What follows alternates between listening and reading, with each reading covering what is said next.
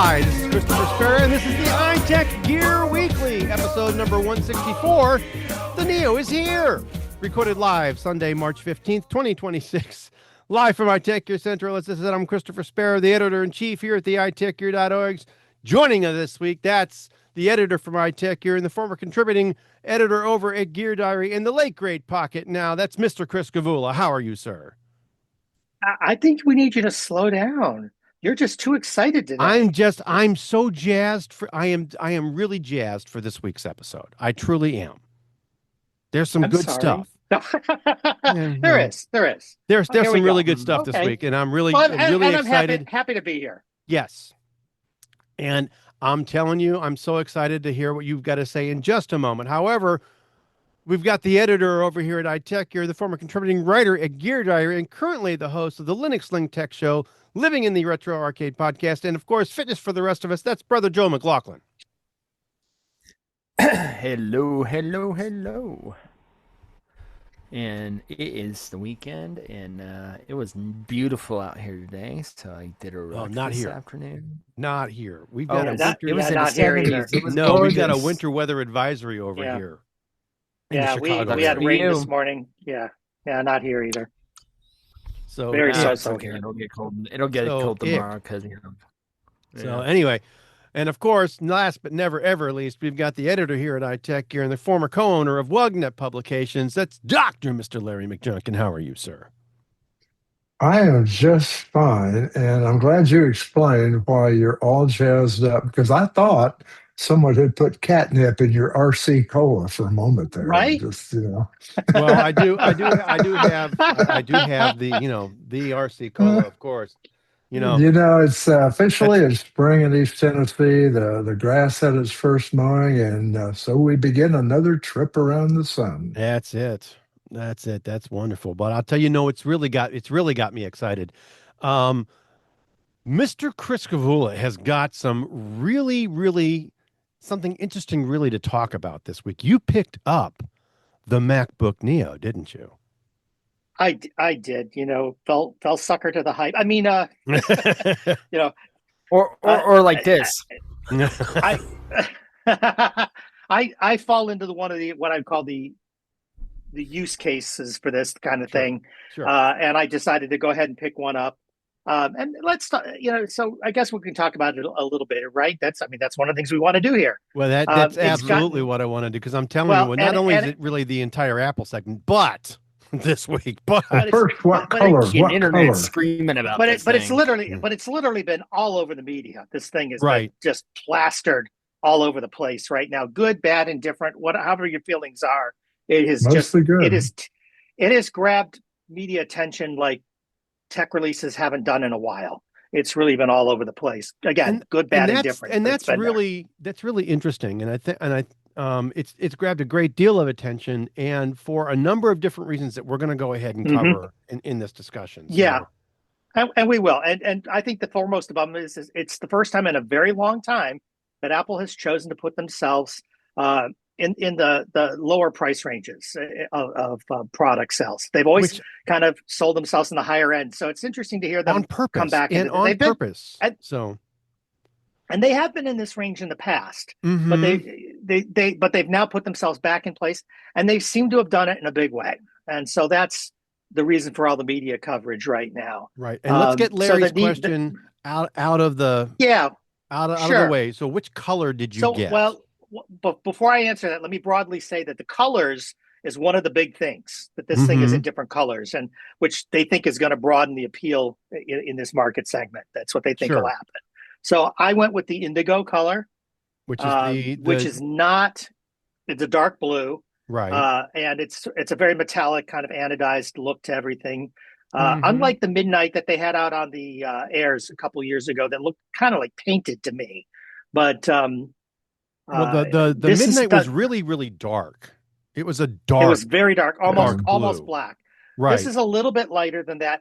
This is very, very similar to, for those who remember a couple of years ago, well, even now, the iMacs that had the two-tone, they had the lighter metallic tone in the front and the darker metallic tone in the back. It's like the darker blue on the blues. It's very much like that color blue. Okay. So you can't even get the yellow now, can you?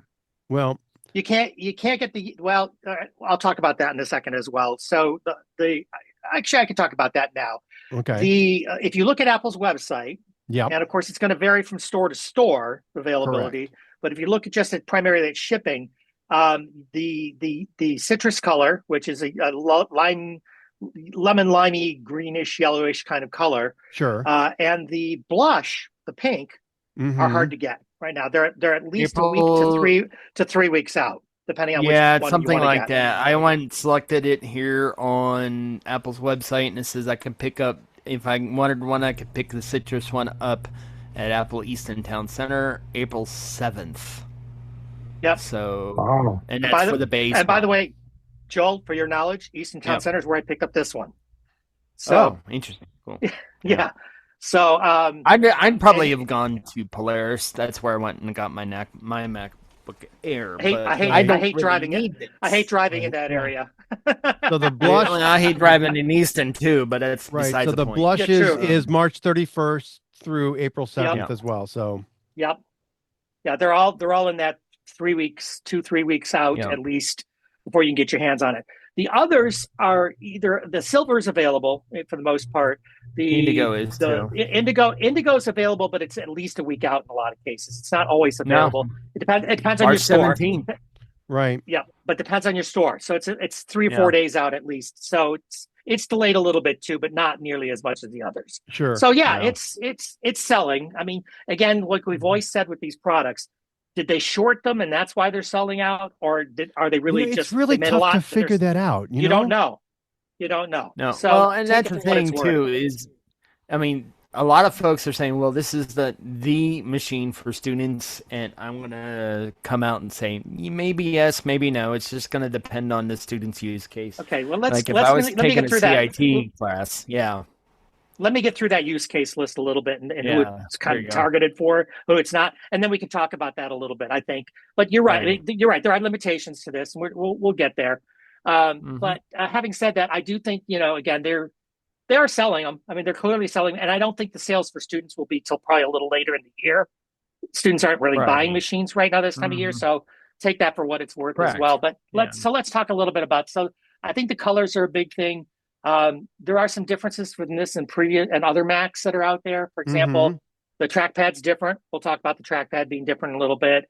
The keyboard is almost the same. There's some slight differences in the keyboard. The screen is a little bit downscaled. There's no backlighting on the keyboard, for example. The RAM is limited to 8 gigabytes RAM, which is a scary point for lots of folks, but I'm sure we're going to talk about that a little more too. And the USB ports, they did an interesting thing. There's 2 USB ports, which everyone went, yay, there's 2 ports this time instead of 1, like there was on the original MacBook Air. If we remember, there was only 1. Now there's 2, but they're different. One's a USB 2, one's a USB 3.1, 3.2, something like that. I forget. One supports DisplayPort, the other one does not. So there's things to be aware of. There are concessions that were made to make this thing, but overall, it seems to have been a pretty good value for most folks. It's got everybody talking, got all the tongues wagging. So who is this for? Primarily, I think they're targeting students. They're targeting former Chromebook users. And by the way, when we talk about students, we could differentiate elementary from high school from college in terms of use cases. We could differentiate all those. And it'll probably apply to most students, but depending on your particular, especially when you're in college, depending on your line of study, it may not quite apply to you. But I think for most people, it probably will be fine. And people who want, in my case, a second computer for when you're traveling, so you're not carrying your $2,000 or $3,000 MacBook with you. You've got a $500, $600, $700 device. It's much less risk if you were to lose it than perhaps your bigger, more expensive device. Who is this not for? This is absolutely not for high-end creative professionals who are going to drive the crap out of this thing. This is a lower market device. This is not the top of the line market device. What it is, however, is an incredibly good value for the price point that you're paying. It really is a good value for the price point you're paying, but it's not everything for everybody. This is not, but back in the day, of course, the Volkswagen Beetle was the people's car, right? It was the car for everybody. It wasn't the car for everybody. It was the car for most people. There were some people it just wouldn't do for. It doesn't replace a school bus, right? It just doesn't. So This is kind of like that. Don't buy it just because gonna it's yellow. Yeah, don't buy it just Right. because it's yellow. It's gonna be a great computer for a lot of people, but it's not going to be the I think computer it's for going to be a great everybody. computer for a great many folks. I do I too. agree. And we'll get to more into that in a little bit. But go ahead, So Chris. yeah. I Well, was so gonna say yeah. it. There's So the one short thing I form wanted to is say about the colors. Oh, okay. What about the Dude, colors? Apple bring colors to the Pro models. You know, the age of the gray blah blah corporate PC is pretty much done. You know, and I don't, like I said, we talked about it at length last show. So Yeah. that's all I want to say. we did. You know. We did talk a little bit about it. Yes. So go ahead, Chris. All right. So this is really targeted at folks that need a computer, but aren't going to be, doing the high end video editing, or aren't going to be doing a whole lot of layered photography editing. And let me be clear on that. It can do the high end. It can do video editing, and it can run Final Cut Pro, and it can do photo editing. However, and I think you and I talked about this earlier in the week. We did. You can do this, but I wouldn't make this if that is a daily part of your work and an important part of your daily work. I wouldn't use this device. And the reason is it's going to get old real quick. It's going to get old real quick. It'll do it because as you load it up, it's going to slow down. Okay, right. It'll do it, but it'll slow down, and you're going to be unhappy. If this is an occasional part of your work, right, you're going to be perfectly content. Right, you're going to be fine. So I mean, that's kind of the big gotcha there. It does do it, and it amazingly. And it's amazing to me how far you can push it. There's a lot of videos out there, guys, that are talking about what you can do with photo and what you can do with video and different use cases that people have pushed it to, and to see how far they could go with it. It does a lot more than most people are thinking it would do, but it can't do everything all the time. It's just not that, you need that. You should be buying the high end, MacBook Pro with Max, with loaded up with 64 gig of RAM and all that kind of hoo-ha. Sure. But I would argue the main point here that I would stress is that the fact that it's running a phone chip, which has made it very efficient. And yes, the M series chips are based off the phone chips. That's why they're able to do this in the first place. But the fact they use the phone chip, which is also what, by the way, this particular phone chip is why it's limited to 8 gig. This chip crapped out at 8 gig, and you would have to re-architect the whole thing pretty majorly in order to use more. The next generation phone chip, if they go to this next year, will be able to go, I think 12 is what the next one goes to, or something like that. But the point is, don't let that get your panties in a wad. Okay. It's just not that big a deal. The fact that it's running a phone chip, you're not going to know you're running on a phone chip.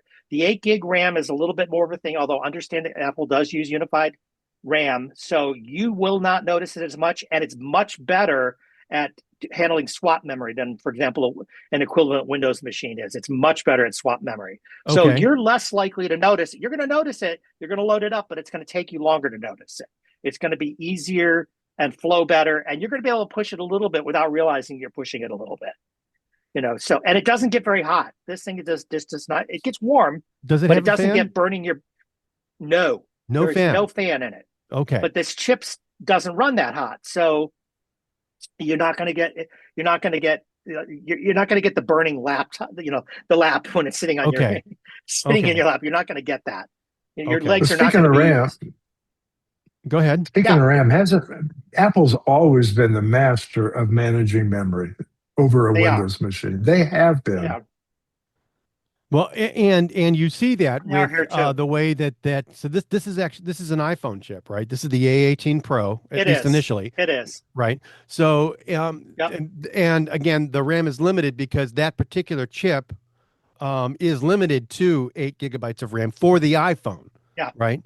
And so it's and the iPhone in and of itself is very, very good at managing RAM and managing active apps. Very much so. So very much so. Because I know a lot of folks. I know, Chris, you and I, and probably Larry. Joel, I'm not too sure about you, but I know, Larry, you probably the same way.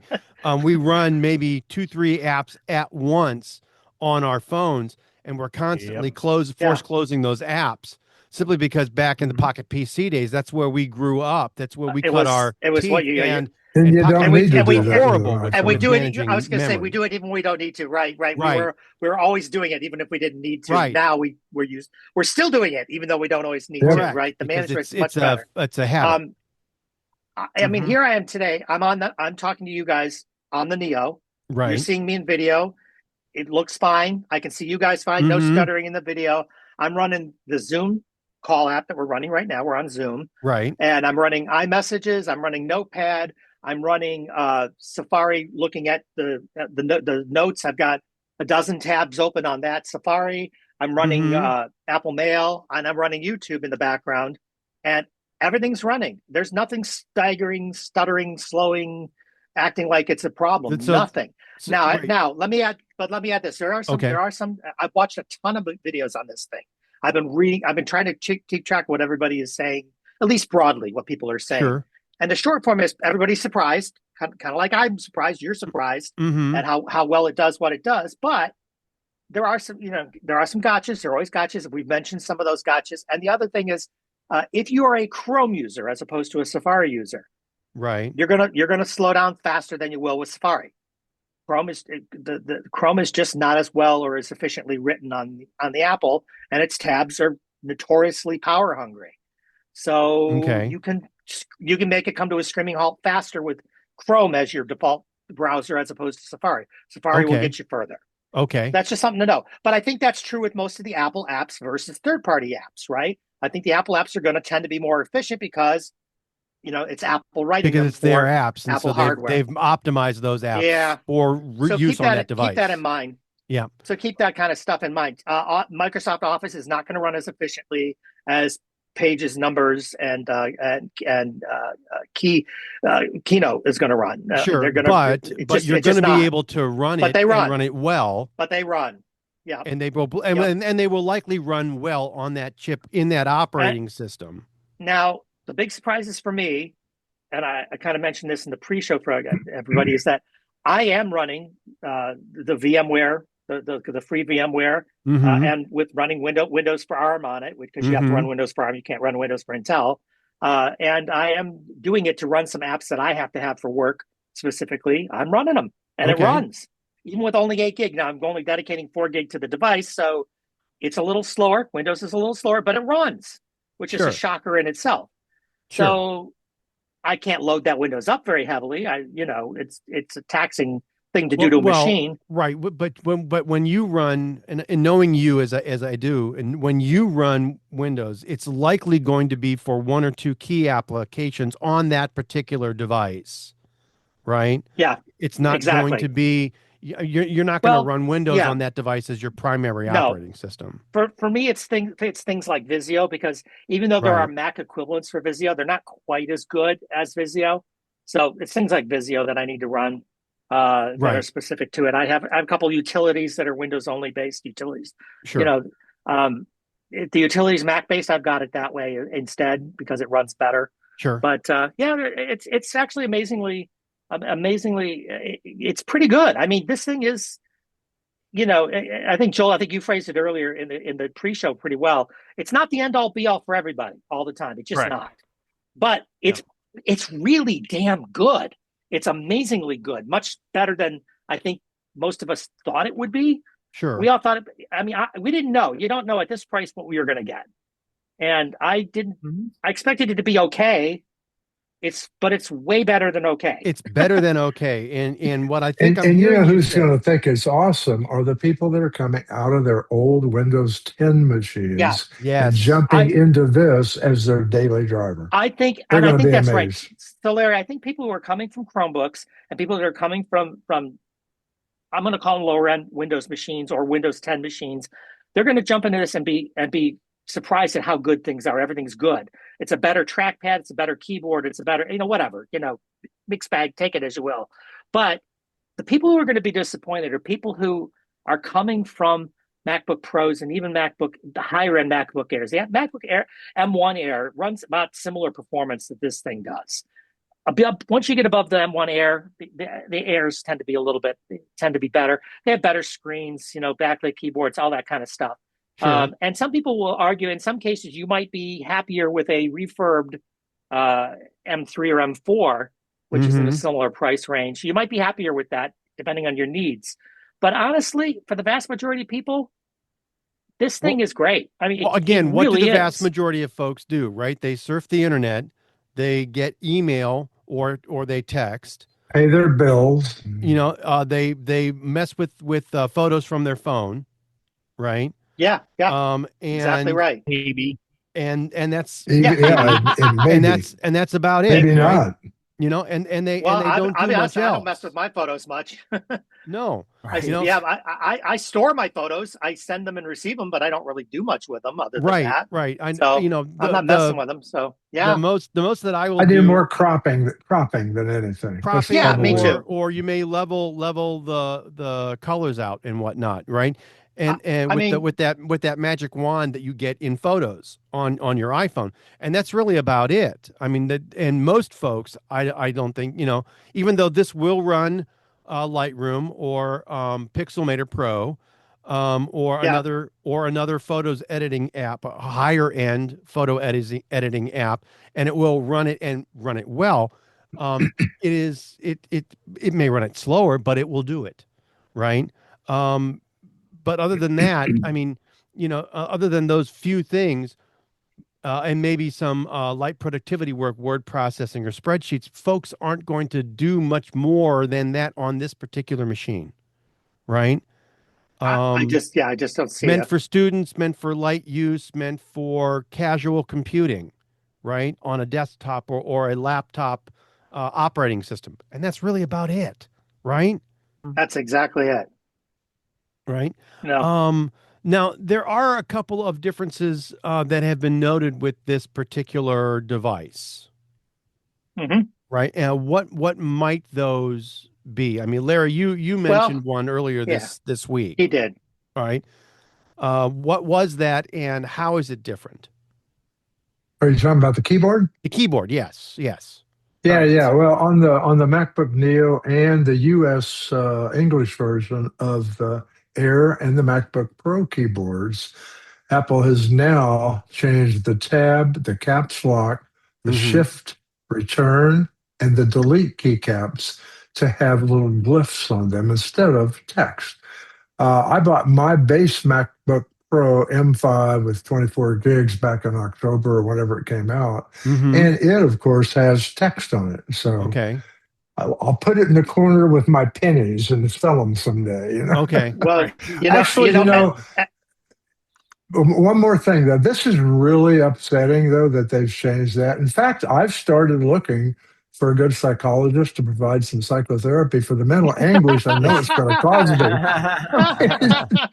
Well, here's seriously, the mainstream media went berserk over this, and that tells me a lot about the state of our media companies. It really does. What I find fascinating, Larry, is that first of all, the soft key keyboards that pop up on your screens have had those glyphs forever. Absolutely. First of all, absolutely.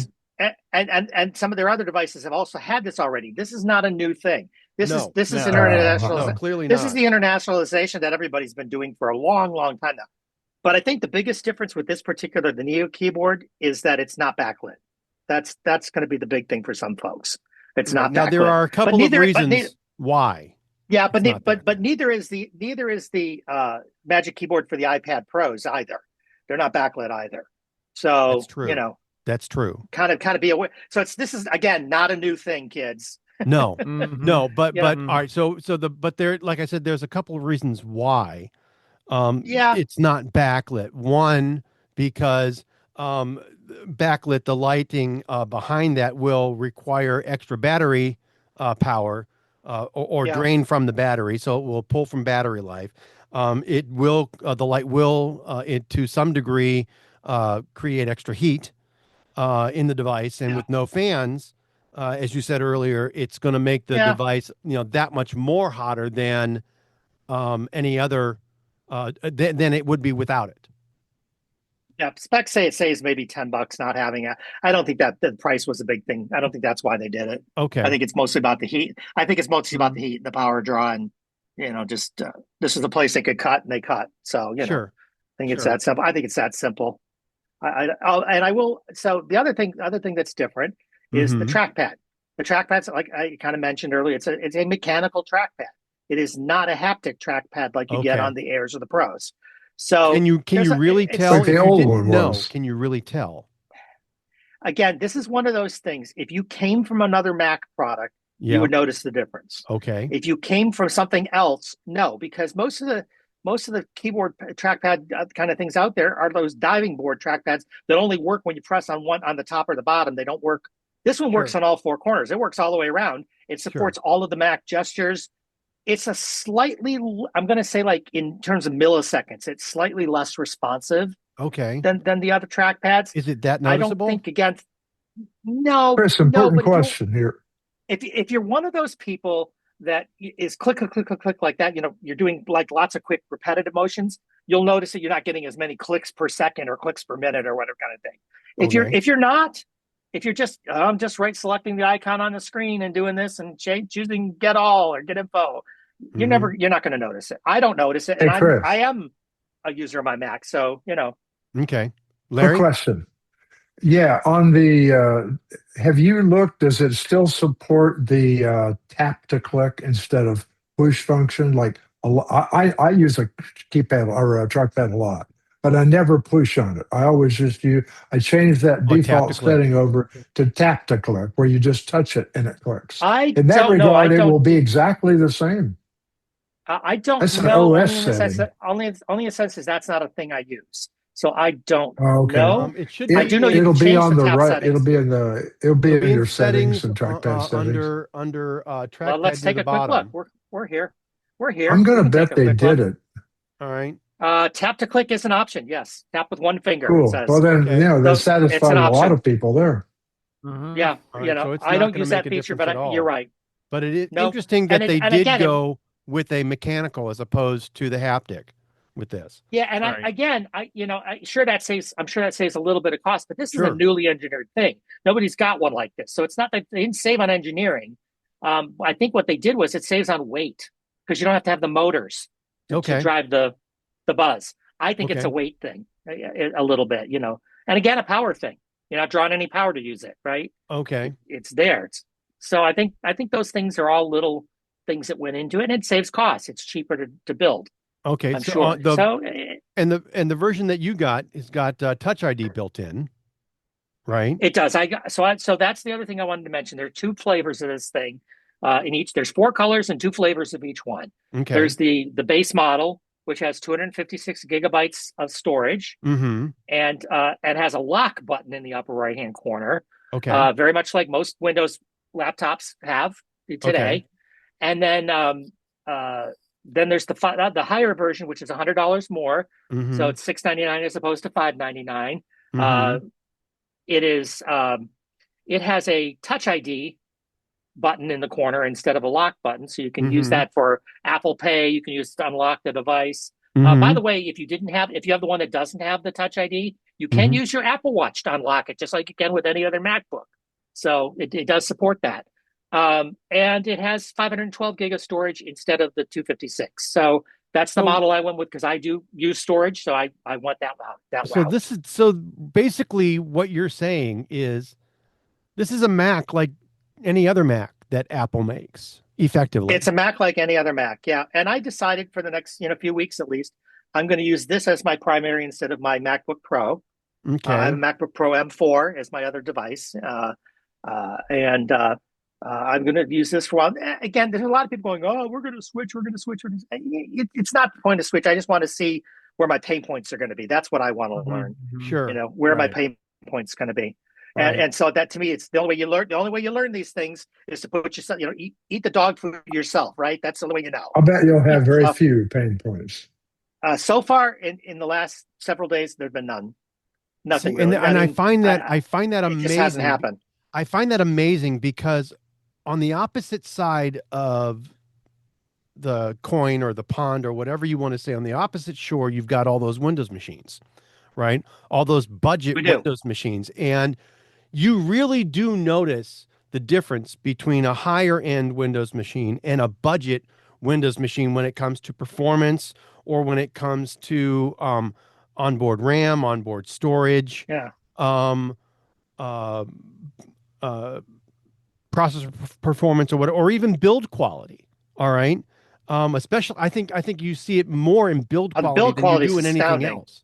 And Yeah. what's the build The quality build like quality with is this? amazing. Really? It's amazing. It's a MacBook. I mean, it's the freaking aluminum case that we've got on all of them. It's pretty much the same. It's again, the screen is a slightly lower resolution. Okay. Not a lot, but it's All right. but so the screen has a 2508 by 1506 resolution. So Okay. it's at 219 pixels per inch. Apple Okay. usually targets for 220 on most of their devices. They target for It's 220 two and or a half higher. K versus 4K. That's what it is. 2.5K So, versus 4K. Okay. but I will say I have it plugged into an external monitor, which I'm supporting at 4K at the same time. So I'm looking at, So I've it'll got push both the screens 4K, running at the same time. the 4K Yeah, screen. Okay. it It's absolutely just that, pushes a 4K screen. No right. question. Now there is No question. there is a limitation in terms of external screens with this. All right. One. You gotta Natively, it's have just one. one. However, natively, that's the best word you use is say that it's natively. It supports one. There are third-party devices already out there, hubs basically, that you Mm-hmm. plug the display port into that. They have their own chips on board. You can support multiple devices, use multiple screens using those. Using those. All right. So So it does support DisplayPort through the USB-C. It doesn't have any Thunderbolt ports. It's just USB 3, no right? Thunderbolt, Right. correct. USB-C, right? And with DisplayPort, yeah. With DisplayPort. Okay. And you said it has Correct. two USB-C ports, right? And both of them Yeah. support DisplayPort. No. Okay. Only one supports DisplayPort. The other is a USB 2 port. It doesn't Really? support. It's still C, but it's only 2.0 speeds. Okay. So you've got the 480 gig transfer versus the 480 meg transfer versus the 10 gig transfer that you get on the USB 3. Okay. So it only has, so when you plug, either support will support power. You can plug in power to either one of them.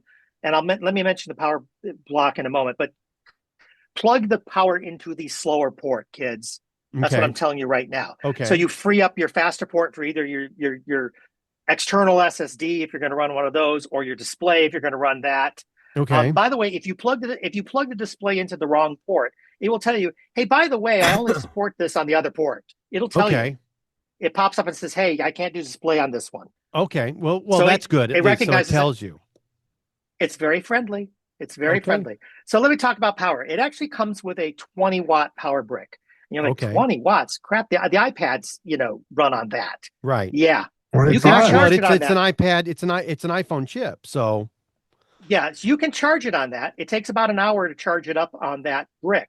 Okay. What's noted is that it will take a higher power. If you have a higher power brick, it will charge faster on the higher power brick. I think it maxes out at 30 watts. I think is what it maxes out at. Okay. But the point is, you can get faster charging by using a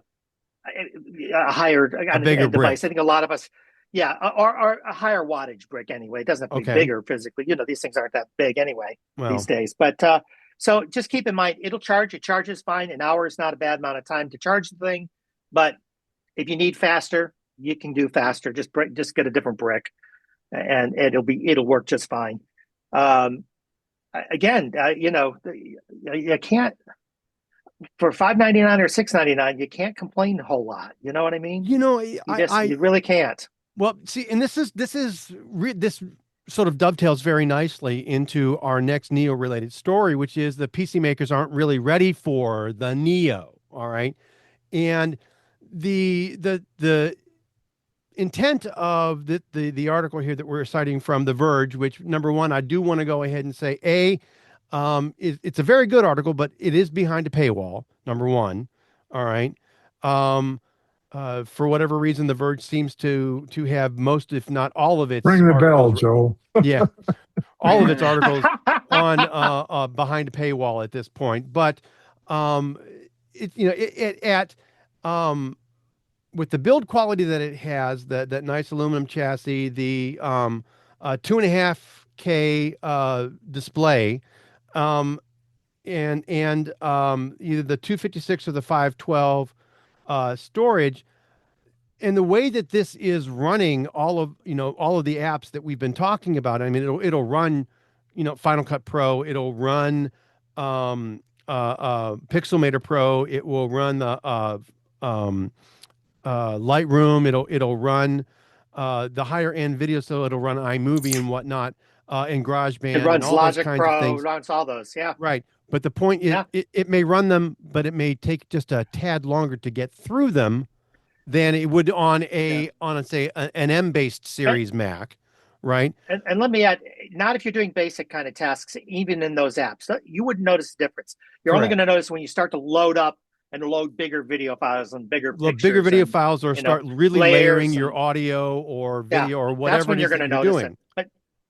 But basic stuff, if I loaded FileMaker, geez, I'm dating myself here. If I loaded Final Cut Pro, and I just loaded a basic movie that I created on my iPhone, and I did some editing on it, I would never notice that I was on this as opposed to any other Mac. Effectively an iPhone here that you're editing on. If it went okay on your phone, it's going to do well here. The interesting thing, and I know Joel's got a counterpoint, Larry may also have a counterpoint, but most of the budget Windows machines, they're the lower end processors. At best, on a budget Windows machine, you're going to run into an i3, and you're really going to see and feel the slower performance on an i3 or at most a mid-range i5. A Celeron. You're right, or a Celeron. Most heavily on a Celeron, because the i3's got more punch than a Celeron does. But or even on the lower M series chips on the Intel side, you're really going to see and feel and notice the budget performance on those devices as you would here. And at the same price, the bigger bang for your dollar is with the Apple device Neo than it would be on your Windows machine. Now, let me add one other consideration, though. When you talk about Windows machines, keep in mind there is one use case on a Windows machine where Windows will do better, and that was when it comes to things like ports. Windows machines tend to have more ports than this does. They do. You're going to need some level of. You're going to need some level of port expander or mini hub. You might not. You might not. But the point is, be aware if ports are your thing, you need a lot of USB-As or any USB-As. You need a true HDMI port, that you can't use DisplayPort, something like that. Right. But if you listen to what Apple says, this machine's for that person, that target demographic doesn't need a lot of ports. It doesn't. They probably won't. No, and even if you're doing it just for what Chris is doing, you and I do. well, even if you're doing it just for what Chris is doing, using it for is to, quick on the go kind of things, carting it around as opposed to taking the higher end Pro machine with you. So you don't necessarily have to worry so much about, well, I've got to be very careful with this machine because it's a higher price machine. It's losing a $500 device or a $600 device versus a $2,500 to $2,600 device is a big deal. All right, there's a huge, that $2,000 gap. All right, you drop the thing or you lose the thing, it's stolen. It's a lot easier to replace than it would be the higher end machine. Right. But Chris, what I'm trying to say is that it's, again, use case. I've got a MacBook Pro, brand new one here. It's got one cable on it. One. It goes to my studio display. That's it. That's it. I was going to say, I hook my monitor. My monitor provides my power as well. Right. And I've got another cable to hook to my SSD, my external SSD, for files that I back up or store. Right. That's it. Right. Well, and even most HDMI or DisplayPort monitors nowadays have some level of USB ports. They have a little hub in the back. Yeah. Right. And I also have the Apple USB-C to HDMI dongle that also has a USB-A port in it, and it works fine. I think it was a $50 or $70 device I got 5 years ago when they first started release USB-C on their devices. I'm still using it. It works fine. Right, but it's go ahead. The other thing I'll mention as a limitation with this is we said the external monitor can go up to 4K. The internal is 2.5K, right? Mm-hmm. They're at 60 hertz refresh. They are not 120. They are not ProMotion. Okay. So So this is for some not a people, ProMotion again, display, right? Well, it's not a but pro again, machine, right? and in the price point you're at, not many machines are 120, but there are some. And if 120 is important to you, Then this this is is a not the problem machine for for you. you. This is not the machine for you, you know. But I'm not noticing. I have all of my other devices are 120. I'm not having any trouble working on this at all. Sure. So, but I still just want to think, mention that. the point that the article that we're sort of dancing around here is that PC makers aren't ready for this, and I think that is in fact a valid point. This I think is a better overall value than perhaps a budget Windows machine, unless your use case demands that you use Windows. All right.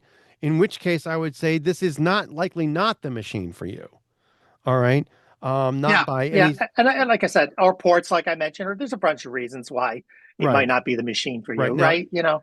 Right, but Joel, I know that you had some points that you might want to. You had said that you wanted to make about this particular subject. Yeah, I mean, like I said, if you can run what you need to run on Mac OS and and the Neo is powerful enough to do it, then it's a good machine. Sure. However, congratulations. Good machine, good choice. Right. But if you absolutely have to run Windows software and don't, like for example, Notepad++, there is no Mac OS version, and running it in a VM's probably not going to be a good experience on the Neo. Not on the Neo. Not on the Neo. No, I or agree with any you. of them. Yeah, Right. and I would even say even on my Air might be a struggle. Running stuff in a VM is no. I'm just saying no. I would. I mean, I would say for something like Notepad++, I would agree, but because that's a thing you just use on a whim kind of thing. But for something like me, I'm using Visio. I don't run Visio all the time, every day. Right. I need to run it once in a while. For me, that's a good use case. But for everybody, you're right. For Visio, though, I propose you can actually do Visio in the browser, so it does work. It's not great, but it works. It's not. Yeah. I would agree with you. It's not great, and I didn't like the experience. So I like the actual app because I like to download plugins for specific objects and things like that. So for me, it's not a good answer, but for some people it might be. You're right. I mean, it might. For some people, you could argue you don't need a mail app either. You just run it in the web browser. You could do all those things. Yeah, I mean, it's So I mean. That's one thing too. And plus, I have like some amateur radio things that would probably run better if it's native. So here's an interesting question. Joel, it raises an interesting question for me. So, if this thing takes off, and it might, it looks like it could. Will some of these developers actually make Mac versions of their stuff? You think? I personally think there's no reason for developers to not make Mac things. The only reason I can think of is because maybe they don't want to change their app to fit the human interface standards that the Mac has versus what Windows has, or if you can't, for example, if your program is utterly dependent on the Windows APIs, not much you can do about it. I mean, that's I don't know that there's a lot of that, but there might be, but I'm curious. I'm curious if people would start develop more for it if this thing takes off better. If they sell enough of them, then there's value in it, right? For the developer. Yep, it's going to be interesting to see, though. Yep, and I don't think it's enough. I don't think this particular machine is enough to get developers to do that, and I also don't think there's so many people that are saying that, HP and all these, no, they're not screwed. They got other machines that can sell. I mean, the Chromebooks might be, but then again, even Google's kind of backing down a little bit from Chrome OS and making these devices more or less an Android-based experience eventually. Well, and I think that new operating system that Google's working on might might also impact this, but I don't know what that's going to look like yet. Yeah, nobody does At yet. this point. Yeah. We don't know what we're looking at No, and just lots yet, of but it folks could be right now, interesting. they don't know what it's going to look like. Right. They don't have nobody has a But clue. I think when you talk about whether or not puts Windows makers, PC makers on the not ready for it, I think the thing is PC makers and even Chromebook makers have gotten away with a lot in this price point. They actually make a good profit on these things because there wasn't anything to tell them you can't keep doing this. I think that's going to change a little bit now. So maybe what we'll get is better Windows boxes at this price point, or better Chromebooks at this price point, or whatever ends up succeeding a Chromebook. That's what I wonder as a side effect of this thing. But you're looking at least a year or 2 years out or plus before that'll happen. I agree. Right. Number one, and number two, I think that based on what we've seen of budget Windows machines, Apple has scored a huge win in terms of not only build quality but performance. All right, and overall value. Right. Well, and I want to say it's not that there's no devices, no Windows devices, and no Chromebook devices that don't have enough value in this range. There are, but there's not a lot of them. And I think the argument is the B-Link SER3, which is a mini PC with the AMD Ryzen 3 in it that runs up to 3.5 gigahertz, has 16 gigs of RAM. Well, is that a notebook? Is that a notebook or is that a mini PC? It's not a notebook. It's a mini PC. Okay. But, and there are other options that are in. But if you stay with the same class of machine, and you compare apples to apples, and no pun intended there, but if you compare the same kind of machine to the same kind of machine, all right, where you've got a budget, and I'm using the air quotes here, budget Apple machine versus a budget Windows machine. I don't think you're going to even come close. Not a desktop, because in the desktop you got to pay for a monitor, pay for a keyboard, pay for a mouse, whereas with a laptop you don't. So you got to include those kind of concepts into things as you're talking about the cost and the value proposition on it. But I do think that it'll cause those markets to change a little bit, and there might be some catch up being played there from some. Again, some of them are not horrible. The challenge is got to be that. They can't just phone it in anymore, I think is what's happening. Correct. That's the big change. Right. And I think the way that based on what you're saying and based on what a bunch of other reviewers are saying, this machine is going to pull and has the potential to pull a lot of folks out of the Windows camp and squarely put them into the Apple camp. Maybe. I would say yes, but I would add to that. And Joel's maybe is valid here. I think, because I think I know where you're going, Joel. But let me add the reason is not just the device. Okay, it's what they're doing to Windows right now that's driving people as well. Sure, that's another factor. And we'll get into some of that a little bit later in the show. But people are looking for options. That's the timing is what it's all about here, right? It's all about the timing. So, I agree. What do you? It's similar specs in the Zoom chat there. Similar specs, within reason. It's quad-core Ryzen 3, and it's only got 8 gig of LPRDD5, 28 gig. Which on a Windows box, 8 gig is more of a challenge. 128 is a huge challenge. The OS takes a lot. On the SSD, on the SSD. Yeah, so that's not a great specs, but I get what you're saying. But the point is, but it's not far off. I mean, that's the thing. It's not that far off, and you can just do a little bit more on that, and then you can get closer to it. But as in get closer to their price, because this was $339. It's got AMD Radeon graphics in it, which ain't they're not the best, but it's not the worst. And that's the thing too. I mean. And it all depends. The use case thing is the big thing here. And if you want to play games that you cannot play on Mac OS, which there are games that you cannot play on Mac OS, then but to be fair, that machine you just quoted won't play most of them either. So true. I mean, most of them won't play on that either. Yeah, but certainly not the AAA games. It's like Are companies like Acer, HP, and them at risk? No, not at all. I mean, not even Microsoft either.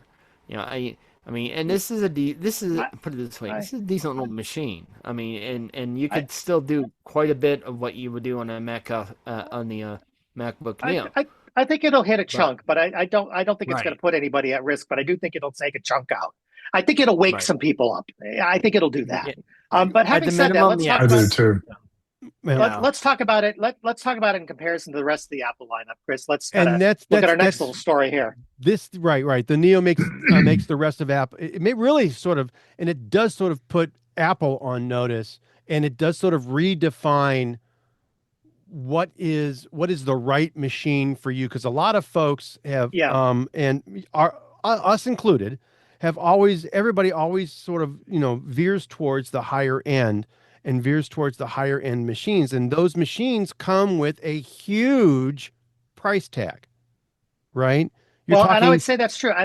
thousands of dollars. I would argue, but I would say Mhm. if you look at Apple's phone lineup, they have a base, a mid-range, and a high-end product. If you look Right. at the iPad products, they have a base, a mid-range, and a high-end product. Right. Even They didn't more. have that. They have a They bigger didn't. They range. didn't.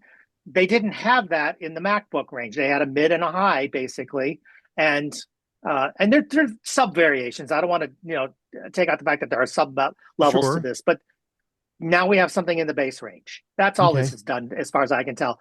There are differentiators. There's plenty of differentiators. I don't think it puts the rest of the product line on any kind of notice. It doesn't make it hard to justify, because there Well, are differences. but There are key The point bottom here, line was they significant only. differences. go ahead, Larry. Go ahead, Larry. No. I was just going to say, bottom line is or Apple only had an $1,100 laptop. Bottom cheapest thing they had was $1,100. A And lot of people can't spend that on a computer. They can $599, right. and I think they will. Well, see, Windows users or not. I mean, it's I think what is most poignant about this whole subject is that this device in and of itself, from an overall experience perspective, and I think this is really where the point here that the article at 9 to 5 Mac and another of other places are saying and arguing is that, you know, the overall experience on this particular Mac, all right, the Neo, with the iPhone-based chip and 8 gigabytes of RAM, is the same experience. And you said it yourself earlier. It's the same experience you're going to get on the higher end devices, minus the ability to really push through with speed, power, and efficiency on those higher end sort of. This is not a shameful Mac experience at all by any stretch of the imagination. And that's the point. It's a good experience. And but the argument with this article was kind of implying that, well, you know, how do you justify the higher end ones now? There's a lot of things to justify the higher end. Absolutely. There are more features, better quality screens, better quality trackpads, better quality, you know, faster RAM, all those things, more RAM. Even if you we're leaving out a demographic. We're leaving out a demographic here. That's the Mac user who is using an old Intel Mac or an M1 and really needs to change. And we've got a bunch of them here that are doing that already. So I think that's another target demographic. Again, for the vast majority, I think for the largest portion of people, this thing is a decent experience. Is it for everybody? We said clearly not. Not. You're going to want more for some people. For some people, in some use cases, a fair number of use cases, you're going to want more. Oh, absolutely. But what this is, and you've heard me say this phrase all over and over, Chris. This is the gateway drug, kids. This will get you in. You'll get the whole experience. You won't feel like you got a cheap experience. It's going to be a positive experience for 99% of the people out there. It'll be a positive experience. Absolutely. And unless you're stepping down from a higher Mac, you're going to like this experience. Absolutely. And even if you are stepping down from a higher Mac, this is going to give you the same experience, i.e., without all of that higher end Mac power. It's going to give you the experience. Use case and purpose of device with the right point of view on this device, you're going to be just fine.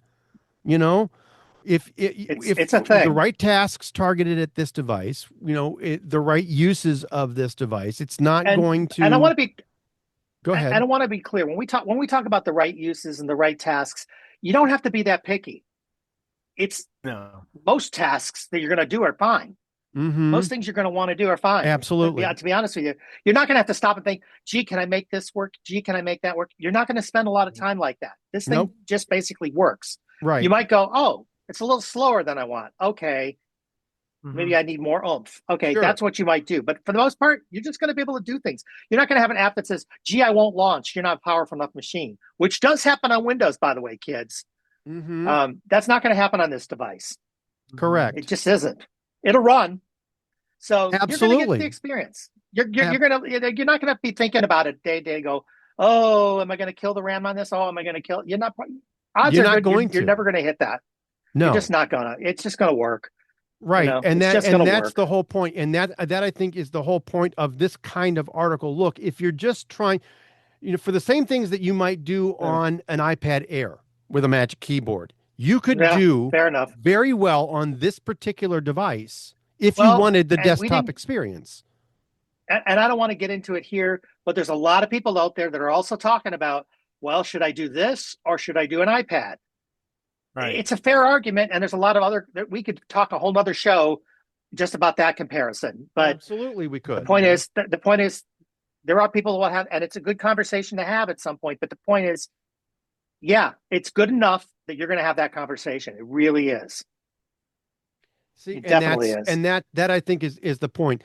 You can get the Apple experience. You can get the Mac experience that quote unquote everybody else is getting. When they're spending, how much did you spend? Is the base MacBook Pro, Larry, the M5? I don't know, 16 something, 16 something. All right, so call it $15.99. All right. Well, mine was more because I got 24 gigs of RAM. But okay, but the 16 gigabyte, and I got the terabyte. So sure, mine was probably the 16 19, gigabyte 19. with say 256 or 512 is going to get you around $1,500. To save $1,000, you're going to get the same experience here, right? As you would with that MacBook Pro, that M5 MacBook Pro, and you're going to be happy with it. And I think that's the point, that it's harder to justify that extra $1,000, that extra $900, that extra thousands of dollars, when this is going to do you probably just as well as anything else. All right. Yeah, unless you want the better screen, unless you want the faster RAM, and all that other stuff, which you might want. You might want it. You might need it. You might need it. Right. There may be reasons and legitimate reasons for that. But if all you're looking for is a basic Mac experience on a desktop operating system, this is going to get it done, and it's going to save you a boatload of cash.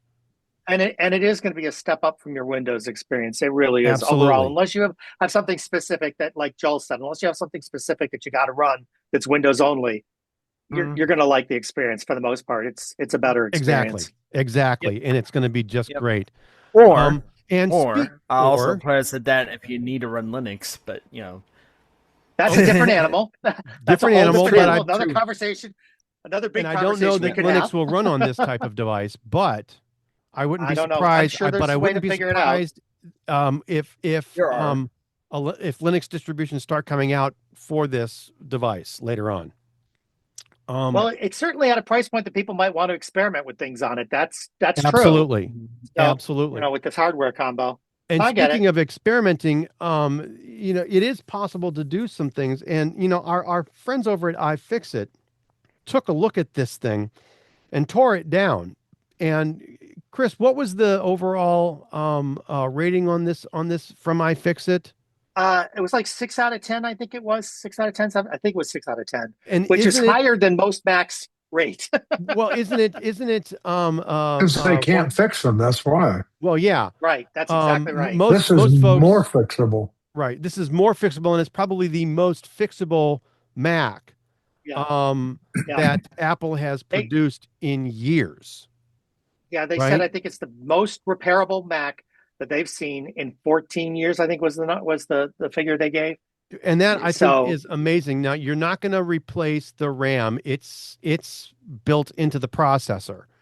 You're not going to, most folks, it is possible to do this, but you have to be really, really good with a soldering iron, and you have to be really, really good at pulling a chip out, a soldered chip out of a motherboard, which And most folks resoldering a are new not one. going to be comfortable with, right? And you No. also have to be willing to kiss your warranty goodbye, because the moment that you fry something on this and the thing won't start again, you're done. You're done. Yeah. Because nobody's going to fix it at that point. But the point is, lots of the things are fixable on this thing or It is. replaceable on it. And a great example is, of course, the battery. It's user replaceable. All right. It's replaceable. Keyboard probably. All right. Keyboard and the keyboard and the is, trackpad and the trackpad. All of those are replaceable, and some of them are end user replaceable. or certainly not difficult. With a little bit of skill and a decent screwdriver, you don't have to solder or unsolder most of the things. That's the big news. And the battery isn't It's taped huge. or glued onto the machine. Right. It's you not can pull that out glued. with You some just screws, unscrew like it, 18, unscrew 19, it, 20 take it off. screws, but you're still going to go ahead and right. get it out, as opposed So to. that's a big thing. It is. It is, especially and they might be when you've doing got it a glitchy battery. So they Go might ahead. be doing this for EU future. They may be doing it for future EU compliance. We're not really sure. No, But the no, point they is are they're doing doing it for future EU compliance. There is a mandate that's coming across, I believe, in early 27 that says that a battery must be end user replaceable. And Yeah, but this one is gonna- didn't have to have that. This didn't have to have it because not it's produced now. before No, it did not have to have this No, now. Next future year, models yes. might have to. Yes. But the point is they did it now. They jumped Yeah. to the gun a little bit. And It was did easier now. for them to engineer it in now, which I think is absolutely positively fabulous. You're going to be able to make this thing last. So if you hang this thing off of a power adapter, yes, it's going to do all the battery things that the battery life saving things that any other Mac is going to do, because that's built into the operating system and some into the UEFI. And even your iPhone has some of that stuff built in. But you're also going to be able to go ahead and replace this and make it last longer, which I think is absolutely positively huge from a value perspective. So that $500-$600 that you're going to spend on this, depending on where and how you get it, and we'll talk about that in just a second, is huge. Because most other MacBook or Mac related laptops, replacing the battery is a costly thing and not something that is meant for the end user. I'll be curious how much a battery replacement is going to cost on this thing. I'll be curious to see what they choose to charge for that battery. I agree wholeheartedly. I think it's going to be very interesting to see what they want to try to do with I this. think the other thing is the nice thing about it being the parts that are replaceable here, that are repairable, replaceable, they're actually pretty key and important things, because if this is being sold or gets sold a lot to schools or students, let's say that's the audience that picks up a lot on it. Let's say they do. Sure. Guess what gets broken on these things the fastest with students? The trackpads and the mice. Trackpads And the mice. and I'm sorry, keyboard. and the keyboard. Yeah. I spilled my boba tea on the keyboard, Yes. Yes. I'm sorry. My energy drink, my Monster, spilled all over the keyboard. Now it won't work. Well, now it won't work. Okay, I can replace it now. So that's right. That's going to be interesting. But I think that's the big thing. The big takeaway here is that the market You're they're going to selling love it this for, one. it's going to be a big. You're going to love it. What's that? Apple has already got the MacBook battery on their website as a replacement. Do they part, really? And they will replace it for $149, including labor. They'll do it. They'll do it for $150. Okay. Yep. Now that's a That's- sizable that chunk means of the it's probably $600. $50 battery. Yeah. Yeah, Yeah, but they're doing the labor. I get that.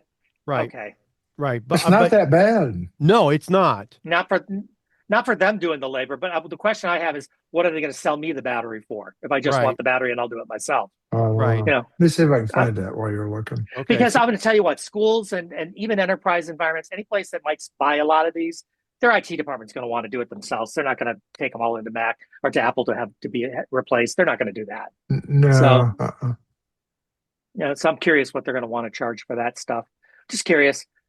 So, yeah, that's a good thing. I mean, it's all good. I mean, it's all good. They're introducing, and I'm going to be curious too to see this thing, if it takes off and Mhm. these things are positive, what changes will Apple make to the rest of their product lineup going forward? Will this impact some other changes? Things that they'll want to Sure. do. I'm Sure. going to be very curious to see where they go with this.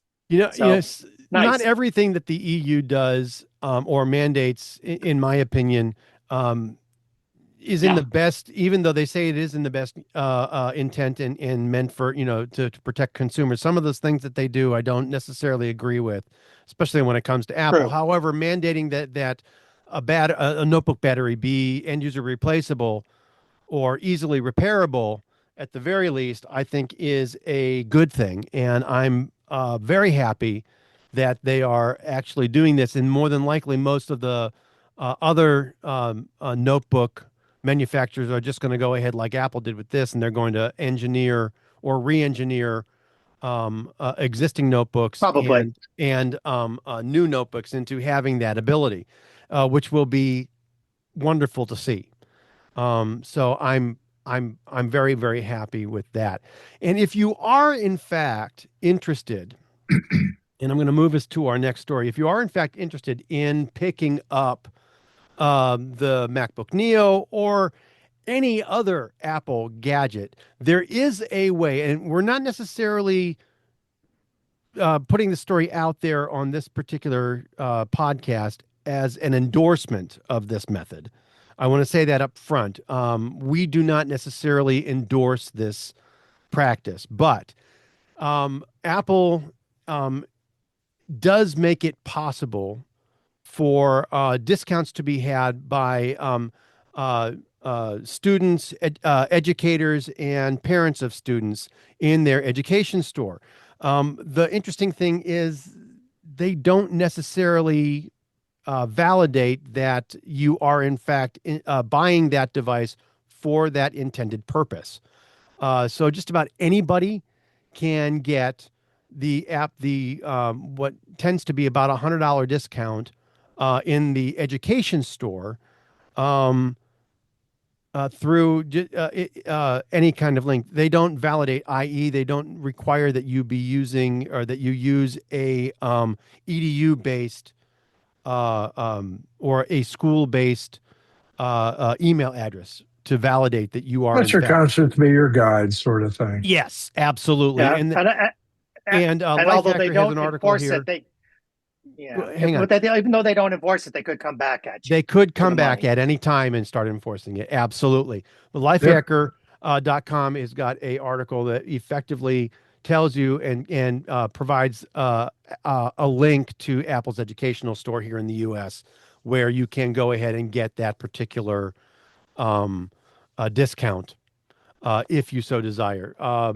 At the end of the day, kids, I'm going to say that you're going to have to pay the piper, or at least through your own conscience, if you decide to go ahead and go that route without any legitimate need or use. So click at your own peril. But it is available. That discount is available for just about anybody to use. So, but the last story that we've got here in our Apple segment, this is Apple's 50th anniversary, and Apple is celebrating 50 years of different, aren't they, Joel? Supposedly different. And that's the thing here. Let's see, when was this? Did this already happen? I think it already did happen. Yes, it already did. It already did. So they had John Scully, Chris Espinosa, which is Apple's longest-serving employee, Avi Tevenon, I can't say his name, John Rubinstein. Teveninian, right. Several others. Yes. But this is Apple's at 55 decades of thinking different. Right. Well, so John Scully, Chris Espinosa, Avi Teveninian, John Rubinstein, and of course, Tim Cook. All right. Yes. So Chris Espinosa has been Apple's longest serving employee, but I think honestly, I believe that isn't Tim really the longest serving CEO so far for Apple? He's the longest serving Probably. CEO. Yeah. Yeah. So, It's not Steve Jobs. Oh, it No. was not Steve Jobs, although Jobs did claw it back uh, Yeah. from imminent death uh, uh, at about 1993 or so, and brought it back to life. So, thank you, Steve Jobs, for doing that, and thank you, Tim Cook, for all of the wonderful goodness that you've been giving us over the course of the last 50 years. Apple's come a long way since the Apple One and the Apple II. The Um, official day is April 1st, 1976. yeah. So, So that'll be their 50th anniversary is April 1st, you said? yep, April 1st. And that's not an Awesome. April Fool's either. No, it But looks like they have a I book will, coming out. yep, I will posit, yeah, Dave Pogue does. But from, what's he, Well, Wall Pogue's Street been writing about Journal? Apple since almost the very beginning, so yeah, it's Yeah, interesting. agreed. But it's like, Agreed, he they say has. 50 years of thinking different. They did think different, but are they thinking different now? I would argue, looking at the Neo, yeah, making a computer out of a phone In chip, some yeah, I would say they respects, are. yes. I mean, in some respects, yes. But in many respects, no. Because I mean, Apple IIs when we were kids, they were huge in education. They were what Mhm. we had in education. We didn't have Commodores in education. Not very many schools did anyway. So and then for a long, long time, until I was maybe just anyway, I was looking back in my but records here, and I don't know if you guys Yeah, remember the very first MacBook Pro, what we paid for that puppy. The year was 2006, and we paid $2,000 for it. Wow. yeah, we Look did. what we get now. Wow. Look what we get now for the same price. Yeah. Unbelievable. or less. Yeah, I mean that's the thing. Well, and our money was also worth more back then too. Well, But yeah, that's besides the point. So I mean, yeah. but in a lot It of was probably a respects, Apple does $7,000 think computer different. back then. Right, Apple does think different in a lot of ways, but in a lot of ways they don't. Because they like to make money. If they really thought differently, then and maybe I look back at like what would happen if Woz would have stayed? Would some of the things like with some machines being able to do certain features, which does happen in Apple hardware, would that be cool with Woz? Probably not. I don't know. I mean, there's a lot of things that Well, where they did you're think right. different, and some things they don't. You know, And some of the things he had were really great things, but some of the things he had were kind of crazy and not so great. So it's it's always So hard to true for say Apple where to they be would be. where it is today, for Apple to be where it You is know, today, Woz had to go. It really did. in a yeah. lot of ways. Yeah, I mean, Yeah. We may not It's like that, but No, no, Yeah, it makes it a different kind of company. That's it true. does. There's no question of that. yep. There's no question of that. I don't know. Again, there was the initial era that it was a certain way, and that started to stagnate. And you had people like Tim Cook who understood supply side stuff way better than anybody before him, and turned it into the multi-billion-dollar company that it is today. There are trade-offs that happen when you do that. There's no question. Oh, There are absolutely. trade-offs. Absolutely. So good and bad. But I do think that when I would argue the Apple Vision Pro was a great product, despite the price points and issues of that. It was certainly an innovative product, and a lot of current VR products are now using some of the things that were learned in the actual Apple Vision and leveraging them against their own. Look at MetaQuest; their interface is now matching more what Apple did. Mm-hmm. There's things that have been carried over to others, so they did innovate with that space. This Neo, what they're putting in at the price point is interesting, is very interesting. Yep. Well, what they were able to do with So that particular chip is with this price point, astounding. so yeah, but you're right. In other ways, they've become very corporate, and I understand that. That's what happens. I get it, Mm-hmm. but I do think they still innovate. I still think they managed to pull it off. Not the way that they did in the past. That's absolutely true. It's not the way it was in the past. It's a different animal these days. But again, if you look at anybody, even their individual careers, where you are when you're young and hungry versus where you are when you get to middle age and you got to keep it going, they're different requirements that allow you to keep that happening. Completely. So I get it, but it's interesting. It's been an interesting 50 years, no matter how you look at it. And we've been here for all of it. I remember the first devices. I've been here, but seen it coming and going. I asked that question that put Wally right on the floor. Way back in the day. We always ask the questions that put Wally on the floor. That's true. For those who don't know, Wally was a professor we had back in college, by the way, folks. Yeah. So, the class that we had, both had her for was an introduction to word processing back in 1984 or 85. 85. Yeah. Yep. And they were doing it at Oakland University with the original Mac 128s. We had some 512s. We had 512s too, but but the bulk of the class was really the 128s. But you still booted from a floppy, kids. You still booted it from a floppy disk. You booted it from a 3.5-inch floppy that you pulled out of the vest pocket or the shirt pocket on your button-down shirt, as Steve did at the actual unveiling of the Mac. So it was very interesting and a very, very cool time. Yeah. And you listen to the not the hard drive, but you listen to the floppy drive talk to you. Oh yes. Well, it basically didn't. It growled at you. It was not a happy sound. But fascinating times. But fascinating time and 50 years of developments and innovation, and very, very glad to have been a part of it from the very, very beginning. So very much so. So thank you, Apple. Thank you, Steve. Thank you, Tim. Let's hear everybody else 50 years and seeing what else that they can do in making this a better operating environment for everybody. But you know what I'm going to do now? What are you going to do now? I'm going to go ahead and move Apple segment. I'm going to end the Apple segment and move us to one of our newer segments in the show, our AI segment. Oh goodness.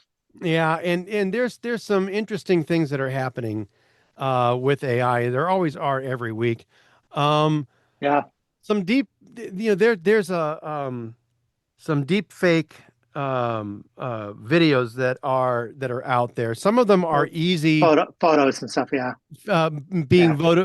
videos or photos that some of them are easy to spot. Others are not. And some of them are getting downright scary, aren't they, Chris?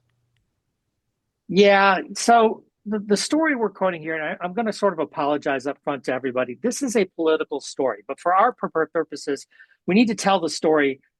Don't focus on the politics without the politics involved. I mean, we have to tell you what the story was, but let's focus on the story and not the politics behind it. And what happened under here. So the short form is there's been these photos and whatnot of this female soldier, very pretty woman, and she's been shown speaking at various events for Trump and for MAGA, and she's become a kind of a MAGA darling. And she professes to love Trump. She professes to love Trump and all that. Here's the problem. Yeah. Jessica Foster, real. Her name is Jessica Foster. Her name is Jessica Foster. And she's not real. That's the problem. And so it took people a while to realize she's not real. And what's interesting is nobody said, hey, she wasn't at this event. This didn't happen. Nobody said that. Right. It took discovering discrepancies in the photos to realize something's wrong here. And they found out that there's basically an anonymous online contributor kind of person who basically created all this stuff. And by the way, the bio that Jessica has points to an OnlyFans site where she does like foot fetish things. So, but nobody caught this.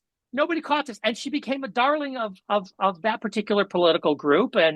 And okay, they sexualized this military woman, which is a problem in itself, and they did all these things. And now it's like, okay, we've got a problem. And here's the thing: it slipped through Meta's, I'm going to say filters, because there basically were no filters on this kind of right, thing.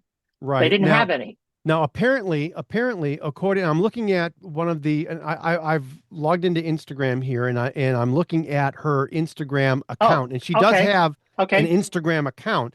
And the very first She picture is does. a picture of her walking next on a tarmac in front of a couple of C-3 cargo planes, um, uh, and walking across tarmac next to President Trump. She is apparently a staff sergeant in the Army. All right. She's got three service stripes, and I'm not talking rank. I'm talking service stripes. The amount of years that she's been in the Army. Each stripe represents 4 a years per 4-year stripe. term, right? So she's effectively been in the Army for 12 years. All right. So she's got 3 4-year term service stripes, and she's a staff sergeant. Now, if this person has been in the Army for 12 years, then she probably joined the Army when she was 14. Okay. Yeah. Which is, of course, as everybody knows, impossible. All right. So, Not only that, she's dressed in like the standard Army jacket. All right, but she's also wearing a mini skirt, with a pair of tights and stiletto heels, yeah. which is not standard Army issue. She'd never wear that, Right. especially not next to the Well, president. She'd be in a Class A uniform and at least. They pointed out that that she was supposed to be at the Board of Peace thing. Border and yet of the Peace, placard yes. said Border of Peace, and it's supposed to be the Board of Peace. Right. That was wrong. Her badge said Jessica instead of Foster. You know, Right. it's the dumb little things like that got people very suspicious. But the thing is, Right. Meta requires that there be AI disclosures on any paid Instagram political ads, but they leave organic posts, which means individual people posting, it to third-party fact checkers. Right. Nobody caught it. Nobody caught it. And Nobody it's caught obvious if you look at this, especially with the way that she's dressed. All right. And especially with the type of photos that feature President Trump, and with her being out of uniform, A, in a miniskirt, E, in some level of, I forget what they call them, the kind of T-shirt that only, the crop top, maybe it's a crop top that only comes up to like your belly button. The halter top. Yeah.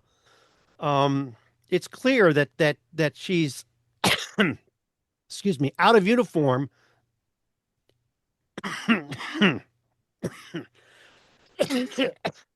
Well, the point is, a lot of people thought this was real. They believed it fully, and they endorsed her. They embraced her, and she's not real, and that's a problem. And that's how good these deepfakes have become overall. That unless you know, you don't know, and people are having a lot of trouble with that. If you look on YouTube and you say you have a favorite movie from, let's say, the 80s, I guarantee you can probably find a trailer for a sequel movie that's due to come out this year, which is probably generated by AI. Oh, we've seen that, and the point, I think the larger point here is that it's getting harder and harder for the average person to discern these things. There's been a lot of videos on YouTube which will show TV shows, people then and now, how they looked back then in the TV show and how they look now. And they're showing sets of the actual TV show behind them, like they're manufacturing the show. And it's like, they're really good looking. I mean, these things are really, they're very good looking. And all of this stuff is getting harder and harder and harder. And how does the average person do it? And this gets back to our conversation about the bumpers.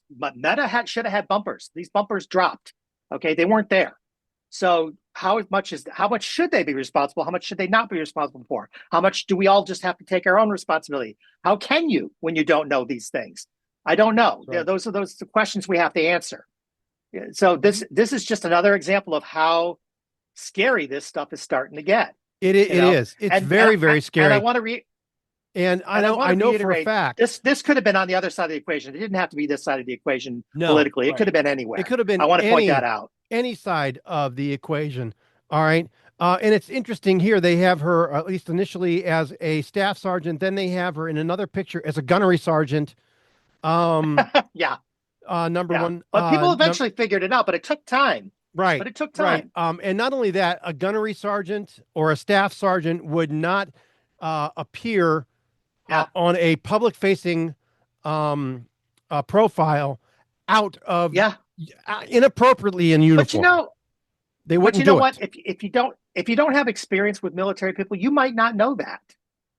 So you buy into it because you wouldn't know necessarily. Yeah, but I mean, honestly, she's not going to be, sitting there with her feet up, with her bare feet up on, on a table, true. In her fatigues, in a room where there are other soldiers, and she's clearly with the bare feet on the table, out of uniform. She wouldn't. And as a non-commissioned officer, she would never do that. All right. Yeah, this is not Starfleet Academy where Captain Ake does the same damn thing on the bridge of the Athena. She would never expose a bare midriff with the first lady or with the president or with other soldiers. It just would not happen. All right. It is a little bit interesting. It's a court-martial offense. All right. I mean, just appear out of uniform with the president or first lady. It's a little interesting in this particular case, and again, this could have been anything anywhere, but nobody in the administration has said this didn't happen. Nobody in the administration countered this at all. And maybe it's better that they didn't. I don't know. But it's interesting that they haven't said anything that said, no, this isn't real. Nobody's saying that. They aren't saying that. Nobody isn't. But it's easy and very, very clear to see that this is completely illegitimate. Once you know what you're looking for, once you know what you're looking for, yeah. Once you know what you're looking for, absolutely true. Right. But people bought it for quite a while here. For quite a while, and it's surprising. And if they can do this and have it look that legitimate, oh my goodness! And by the way, the other scary part of this is that the some of the side things I've seen indicate that even when told this is not real, some people refuse to believe that it's not true. Real. Well, that's true with some of these deep fakes. People will not believe you even when you prove it's wrong. They'll still not believe you. Well, yeah. It's scary. How many times have you seen, or heard stories where people actually thought, Robin Williams was an alien from a planet called Orc? Oh, yeah. Oh, that's very true. But this is harder now because you have visuals now. You have visuals now. Right. That's what makes it harder. It very good looking visuals. Yes. It's harder. It's harder to disprove this. It's harder to disprove and harder for people to believe that it was a fake. Right. And you're going to, and because it's harder and harder to prove, I mean, some of those things are even starting to stand up against some of the pro tools that are used to actually disprove that those things are real. So, I mean, you're really having to get into high-end pro machines with high-end pro tools to actually pick apart that picture to see, okay, is it that really is a picture of President Trump walking across a tarmac? Or is it really a picture of the girl walking across the tarmac, or are both of those completely baloney? And it's all. How do you know anymore? You can't. How do you know anymore? And that's what's stressing a lot of people out. By the way, I think that's why we're able to be in a politicized environment like we are today, is because of these kinds of things. So you can't. Right. How do you know? You don't. It's easy to fall for things. You don't know. You don't. Very easy. Absolutely. And, and when you've got, like you said, Meta did not necessarily have the folks there doing the fact checking. We know why now. It's because they're laying off 20% of the company. They're laying off 16,000 people worldwide. All right. And what are they concentrating on, Chris, instead? AI and data centers. Oh, good. I'm so glad that they're going to be constant. Maybe they'll go ahead and hire some fact checkers back, or at least get them back into the whole game of. I think that's asking too much. That's asking for too much. You may be right, but who knows? Because clearly, and Meta has said a couple of times, we're not going to bother with this anymore. They've said that. They've actually publicly come out and said, we're not going to worry about this stuff. We're not going to worry about, some of these things. In one way, I don't blame them, because it's getting really, really difficult and very, very hard, like we said, to actually determine what is real and what is not. And but if you're going to provide the platform, you have to have some level of responsibility. What that is, I don't know, but you have to have some. And I I have two problems with the issue that we're discussing here. Not the story again by The Verge. Again, it's behind a paywall. Sorry, kids. At The Verge, and we're sorry about that. It used to not be. The Verge used to not be that way, but it wasn't. It wasn't when we first looked at it. That's for sure. that's true, and that's earlier this week, in fact. So they implemented the paywall during the week. So during this week. So, but number one, I have a problem with the fact that they are laying off 16,000 people. Oh, That's, I mean, you know, and they're doing it specifically to recoup all of those salary dollars so that they can take that money and invest it specifically into the further development of AI so that those deepfakes are going to be harder and harder to So they can let off another 20,000. right, so that they can lay off another 20,000 to pay for something else, but also the data centers that are really causing a problem for a lot of folks. I know that there were a lot of folks, at least here in near my area, geographic area locally, that are complaining about the implementation of AI-based data centers where as an example, somebody's electric bill went from like $75 a month to well over $375 a month. And that's just the same house running the same amount of power through the cost to the grid is being passed down to consumers and everybody else, but the company that's putting in the AI based data center is having to foot a lot of the bill. I find it absolutely, and that's the other part of it that I have a problem with as far as what those companies that are implementing AI and building all of these extra data centers. Not only are they bad for the environment and bad for the grid, which by the way really needs a huge overhaul. By the way, and that's all I have to say about that. Thank you, Forrest. I have a huge problem with the fact that they laid off 16,000 people globally and that they are pushing a lot of the costs down to all the rest of the consumer base to actually help pay for it. Well, they're taking services away from the rest of the consumer base in order to pay for it. That's for sure. Yeah, you know, they are. They're taking services away is what they're doing. And right. And, you know, they're laying off 16,000 people. Weren't the jobs that those 16,000 people important in some way, shape, or form to the overall company? Apparently they've decided no. They decided no. Apparently, but well, it was certainly important to some of those 16,000 people. You know, absolutely was, and their ability to pay for the additional electrical costs that they're going to have to foot. Oh my goodness! You know, for those data centers, et cetera. It's just absolutely bananas. It is.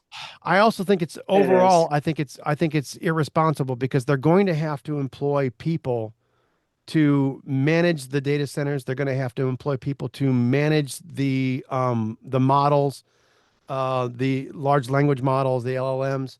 They're going to have to employ additional people at probably a higher price overall to go and manage those things. And I don't know that we're actually seeing the return on the dollar. Wouldn't you say, Chris?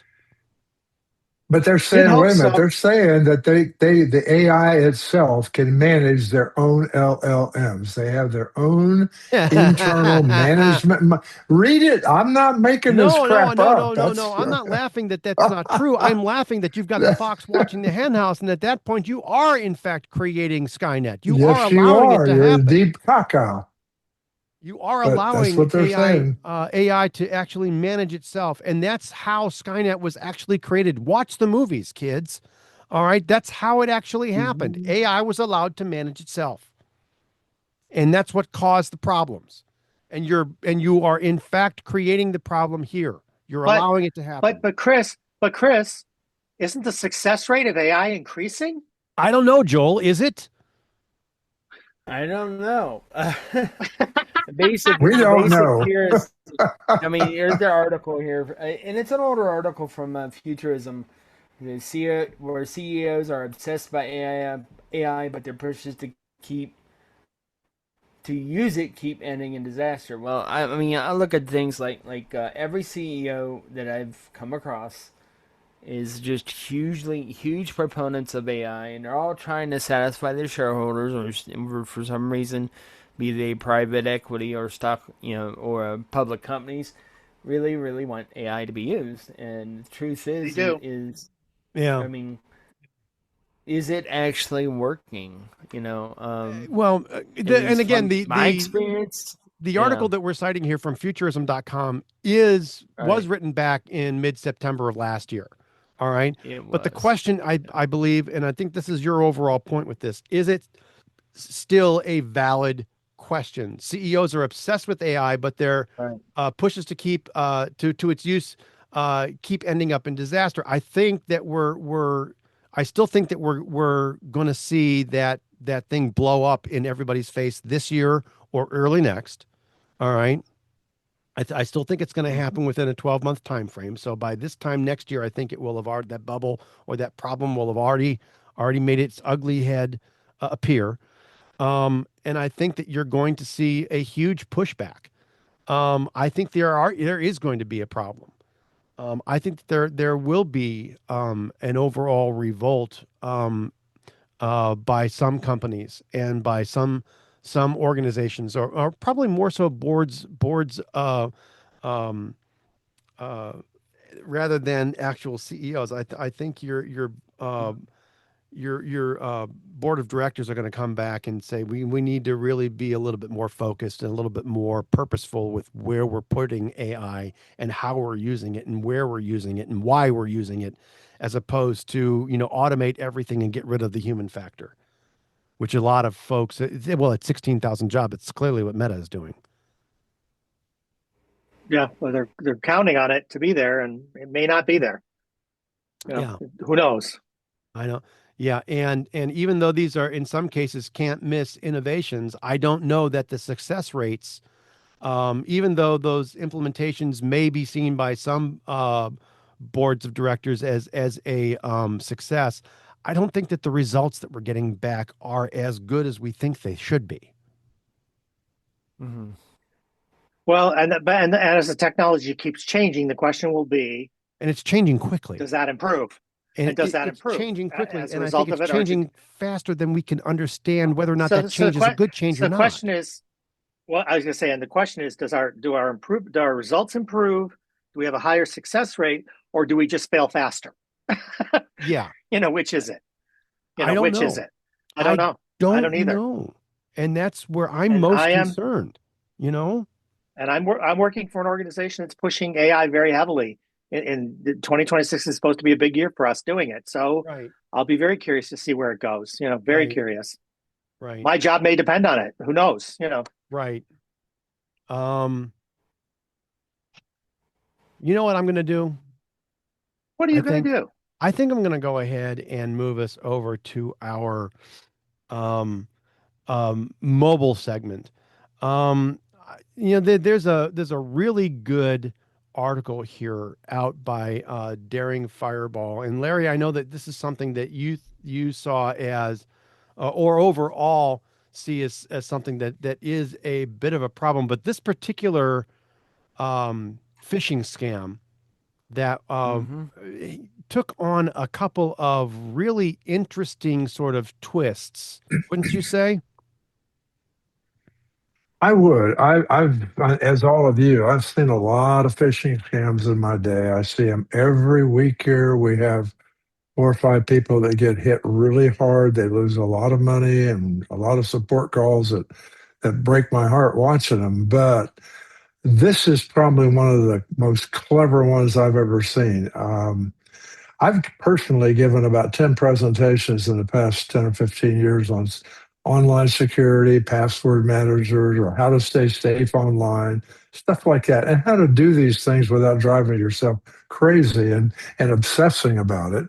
And while I've seen all the scam attempts, I'm telling you, this one was good.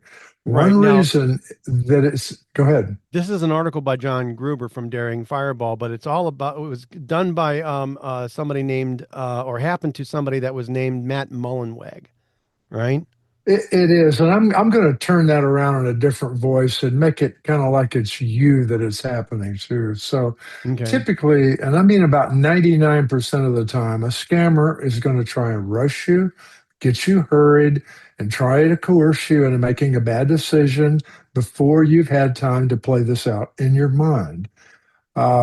So what happens one day when your Apple Watch, your phone, and your Mac all light up at the same time with a Hmm. message prompting you to reset your Apple password? Well, most of us would think, hey, that's just a scam, blow it off. So Yep. we do. Here's what happens next. The scammer actually, in this case, has contacted Apple support themselves, pretending to be you, and they've opened up a real case claiming that you've lost your phone, and you need to update your number with Apple support. This generates a real case ID. It triggers a real Apple email to your real inbox. It's properly signed, digitally signed, and it's from Apple's actual servers, not from some phishing server. Right. So that These are particular legitimate. email is a legitimate, 100% Yep. legitimate and real. No filter on the world would have ever caught them as spam. So then Okay. this guy, we'll call him Jason from Apple support, calls Okay. on that phone number, your phone number. He's calm, he's knowledgeable, he's not in a rush, he's not trying to say, hey, the world's on fire, we got to move your money out of your account or whatever. His first moves are solid security advice. Check your account, verify nothing's wrong, consider updating your password. So you're Hmm. believing this guy. So what makes this attack so believable is that all of the email is from Apple. The guy sounds legitimate, and And he's because the citing attackers are the ones, and he's citing that case number that's in right, the that's where email I'm that you going. That's the received next from thing I was Apple when going to he say. And calls you. he's actually citing the case number, but the one thing the scammer does wrong, he texts you a link that points you to a domain that's something like, let's say, audit-apple.com. Well, this is clearly not Apple. And the four of us are going to go, ha, ha, ha, nice try. But I'm telling you, 9 out of 10 people, or even more, are not going to say that. They're going to see nothing but apple.com. That's Yep. all their brain sees, Yep. and they're hooked. So, folks, scamming is a $25 billion per year industry. So, all we can do is say, stay vigilant and just don't contribute to Right. this. No, right. Now, and that's that thing about that URL is a really, really good point. Anytime that you get something, and we'll say, use your example, audit dash apple.com is different than audit.apple.com. The dot in between the two words before the That is a .com. traceable actual address for Apple. Right. That dash makes it a completely different URL. All right. All you have The to do domain is is copy that. apple.com, not audit Right. dash Copy the apple. URL and the domain, the whole domain, and paste it into a whois, and you'll know exactly who owns it Right. instantly, Right. But you have to or understand that the nobody owns dot it. in front of or after the word audit in this example, all right, Right. actually makes it a real Apple domain. So audit.apple.com is a subdomain of apple.com. Okay. Meaning that Hyphens don't that count. audit page, right, is actually Yep. something that is owned and operated by Apple. That dash in between the two words, audit dash apple.com, that that audit dash apple is different than apple.com. All right. Yep. It is a What we're completely saying different is just domain. you have to be vigilant. You You have have to be to, vigilant. because most folks aren't, even still after this explanation, most folks aren't going to understand that that's not owned by Tim Cook and the rest of the folks out in Cupertino. All right. All, like you said, all they're going Yep. to see is the apple.com and think it's legitimate, and they're going to click on it. They're going to enter in their um, uh, password, Apple account ID. their Apple Yep. account ID, and then type in their old password and then their new, quote unquote, new password.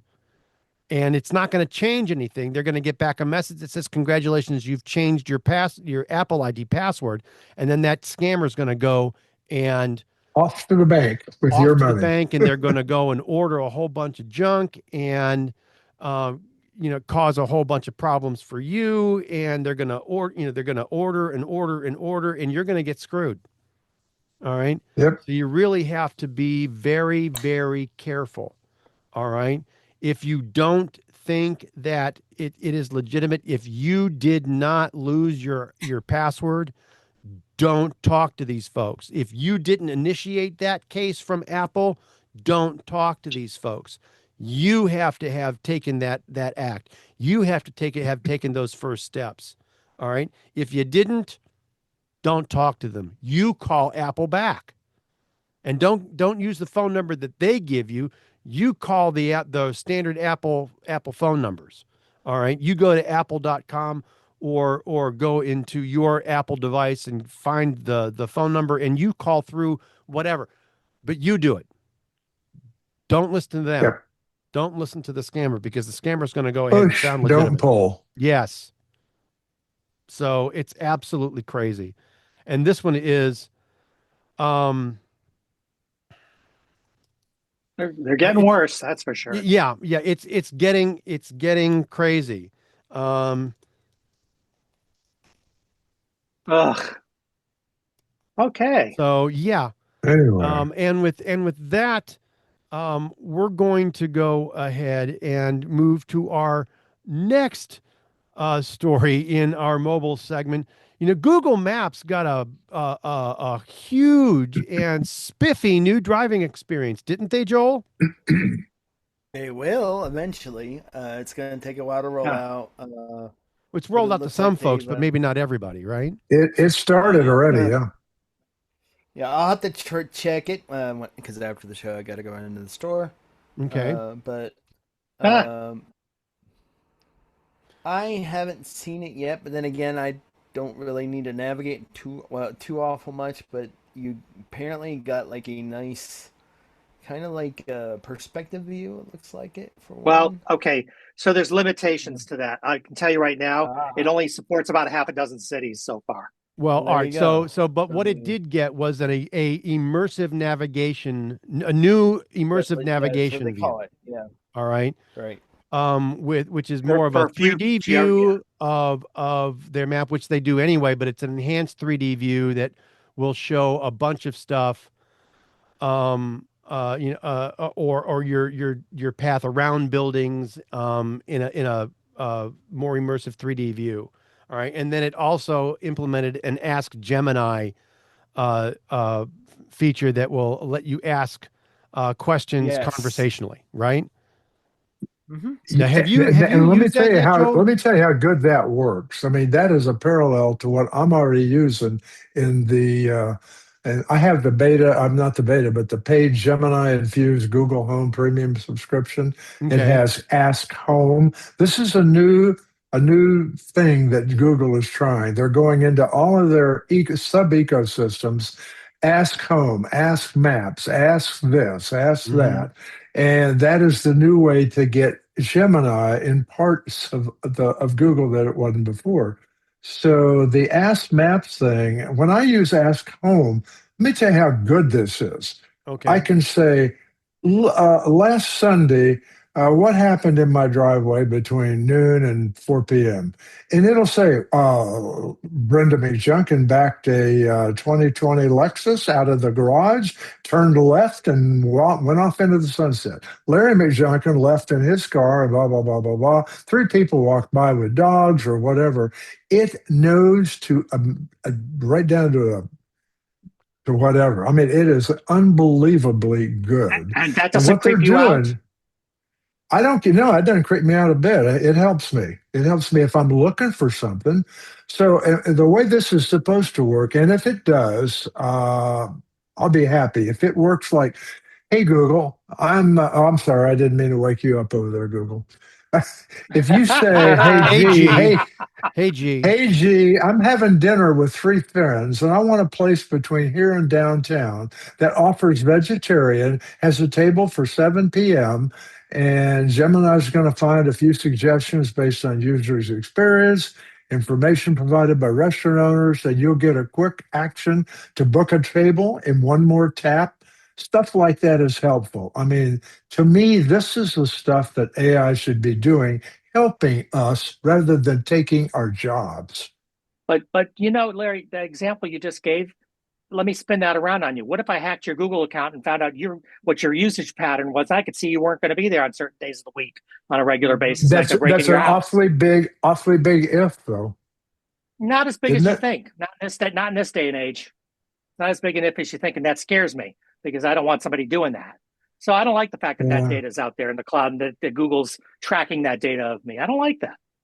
That makes me nervous. And then by all means, you should not use it then. I will not use it. But I think the bigger story in the maps thing is not just that. It's the whole 3D navigation thing. But it's very limited right now. The immersive is only in a handful of cities. It is, but it's got it's got a very the flyovers Apple Maps look about it. It looks a lot like Apple Maps. I think that's the big story here to me, was that I watched a couple of people from Google talking about these features, and their goal right now is to clean up maps and reduce visuals on the maps, which is, that's the Apple Maps approach. We already have that to some degree in Apple Maps. I mean, now, instead of saying turn left in a half a mile, it says go under the next underpass and go just past the next stoplight and then turn left. And that's a visual that you can work with a lot better than turn left in half a mile. And I think they're leaning more into that stuff. And they're not quite there, but they're getting there. And that's the right approach. I think they're taking the right approach, and it's nice to see them doing that. As far as that's that concerned. part of it, I'm sure I like that part even more. Yeah, like for example, I have every once in a while I will fire up the nav, like when I'm on the way home from the gym or something, just to kind of see, well, am I going to make it in time for my 8 o'clock call? Right, fair enough. But specifically, as I'm driving along, it'll say go past Platinum Drive and turn at the next left. Yeah. Right. No, but it does that very well. Right, but to go along with some of the things that Larry is saying, the Ask Gemini feature works like you'd expect it if you've encountered any other type of or any other times Google has injected its AI into products like Google Home. Instead of searching through Google for specific information, you can ask Maps things like, is there a public tennis court with lights on that I can play at tonight? Or where can I charge my phone without having to wait in a long line for coffee? Or, hey, I'm driving to the Grand Canyon. Show me some cool places to stop along the way. And it'll go and bring all of those things and provide you with the appropriate answers and additional stops along your drive, or take you to that tennis court or to that coffee shop or place where you can charge your phone without having to actually buy something or wait in a long line. So which I think is assuming the data is there, and to me this is just an extension on POIs. It's kind of a mad thing to me, but okay. Well, if you want that, I nice that you can ask those conversational type of things. You can talk to it like you would talk to anybody else. Yeah. And Chris, that's exactly it. It makes it conversational instead of just sterile. Right, and I think I that's can't even important. get Google Maps to recognize the fact I'm talking half the time, so forget that. Yeah, it doesn't even work correctly on its base stuff for me most of the time. So there you go. Not its voice activated stuff. It works great on me just picking and pointing, but it sucks on voice activation. Until they fix that first, I don't want to hear the rest of this until they fix the rest of it. We all know a company that needs to get more conversational, though, don't we? We definitely do, don't we? We definitely do. Mm-hmm. Yeah. So anyway, there we go. so Larry, do you think that Apple might be cooked because of stuff like this? No, I don't think it's going to be cooked at all. I do think that, I bounce back and forth a lot between Apple Maps and Google Maps, and both work quite well in the CarPlay I'm using. It's a newer version. It's the newest version, but still, I think it's the same in any CarPlay. Both maps work well. If you use Google Maps, Use Google Maps. I mean, Yeah. this is again use And case, use case, use case. Well, let me add to that. go Some ahead. people like Waze because Waze has a totally different spin on this as well. So I think any of these tools work very well. I mean, I really do. But something Sure. Chris G has said in the past that I agree with wholeheartedly. Apple still hasn't cracked the POI nut They have quite. not. Nope. But if They you haven't. ask Google, where the nearest, the best, or whatever, this restaurant, that restaurant, you get so much more information than if you ask, you Well, know who. yeah, but Google has it's not so much Google. They've paid for the licensing on POI data sets that are out there. Apple has not chosen to pay for. They've chosen Right. not to Okay. participate in those. So that's a lot to do with where they're getting their data from. Yeah. Google ties their data to Yelp, is it? They tie a lot to, I forget. But they pay I think for that. so. They pay for that privilege. Yeah. So, Right. that's where a lot of this stuff is coming from. So when you say, gee, where's the tennis court where the lights are on? That's only going to matter if it's in the POI data in the area you're in at that particular time. If it's not in the POI data, you're not going to know. So, so the point is that's going to depend on who they're getting the POI data from and did they flesh out their data. The example you gave is a best case scenario. It's not necessarily every case. Sure. We'll see how it goes. But let's face it, if they're putting these features in, they will improve and they will grow and they will change as time goes on. That's absolutely true. And I do think that Apple's going to come back, with in You're right. 26.4 with the public release of 26.4 or the public release of 26.5 or wherever they implement those features, right? And the more those two companies compete, the more they compete for your Maps business, the better off we are as users. Yes. And I think we all know, and we've seen this before. I think, Google was aware that their maps were too cluttered and ugly in a lot of ways.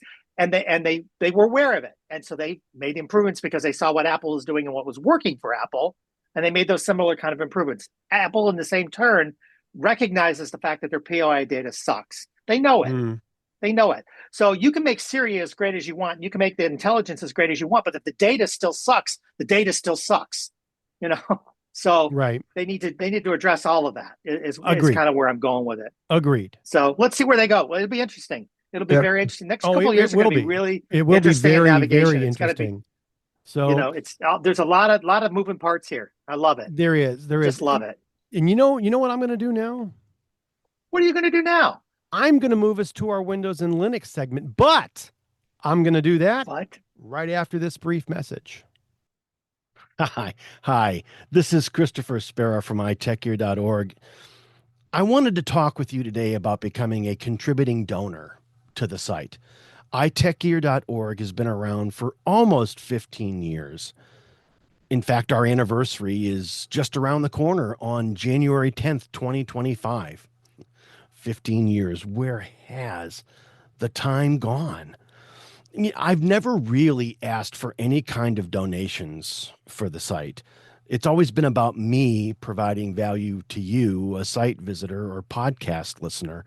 The iTechGear Weekly is now in its 4th year of production, and Chris G, Joel, and Dr. Mr. Larry McJunkin and I are having a really great time providing you with some of the best free tech talk available from time-tested original internet writers, testers, site founders, and professional writers and editors on the internet. I truly believe that our crew has some of the best and most qualified pundits and commentators on the internet today. And we're not hobbled by any kind of sponsorship or affiliated relationship or other time-bought posts. It all comes from the heart. Unfortunately, times are kind of tough. And since the COVID-19 pandemic of 2020 to 2023, yes, almost 3 full years, times have become increasingly difficult for small independent sites like iTechGear.org to stay afloat. I normally do this with a portion of the salary I make from the day job. But with the IT market so tight right now, it's really difficult sometimes for many to make normal household ends meet, let alone fund a site like iTechGear that might decide to bring in $1 or $2. It ain't easy. If you find any of our content on iTechGear or from ITGW to be of any value at all, I would seriously appreciate you donating as little as just $1 to the cause. While we do have a Patreon site, it's hard to keep one website up, let alone two. And since it's really only me doing the work, our Patreon site hasn't really helped us at all. If you can make a donation to the site or to the show of any amount, I'd be forever grateful. All donations will go to site maintenance, hosting, podcast hosting, and everything iTechGear related. Donations can be made to my PayPal account at chris@itechgear.org. Make a donation. We'll thank you immediately on the next ITGW episode and voice our gratitude. I want to thank you. We appreciate your consideration, time, and attention. Now let's get back to the latest iTechGear Weekly episode. And welcome back to the iTechGear Weekly episode number 164. The Neo is here. And like I said earlier, I'm going to go ahead and I'm going to take us into our Windows and Linux segment. Oh, yes, kids. We've got one this week. You know, it really doesn't happen every week, but oh my goodness, it's never a week without a Microsoft Mistake-a-thon. Joel, spin that big wheel.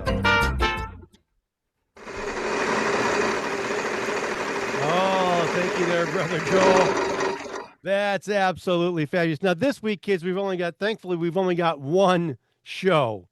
Oh my goodness. Or one story here in this week's show for this week's mistake. But it's a biggie, isn't it? But it's really probably one of the biggest mistakes I think that Microsoft has made in quite a long time. Microsoft has recently confirmed that Windows 11 24H2 and 25H2 contains a bug that will block access to the system C drive, which basically means that once you go ahead and boot into the basic Windows kernel, you're going to get an error message that says C colon / is not accessible.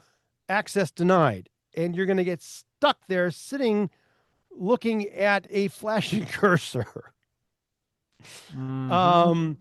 This if you installed the February 2026 patch Tuesday update, and I'm going to go ahead and say the KB number here in the OS build, but it's KB number 5077181 for OS build 26100.7874. That's 26100.7840. If you installed that particular update, especially on a drive that is manufactured by Samsung, you're screwed. You don't have access to the actual drive anymore.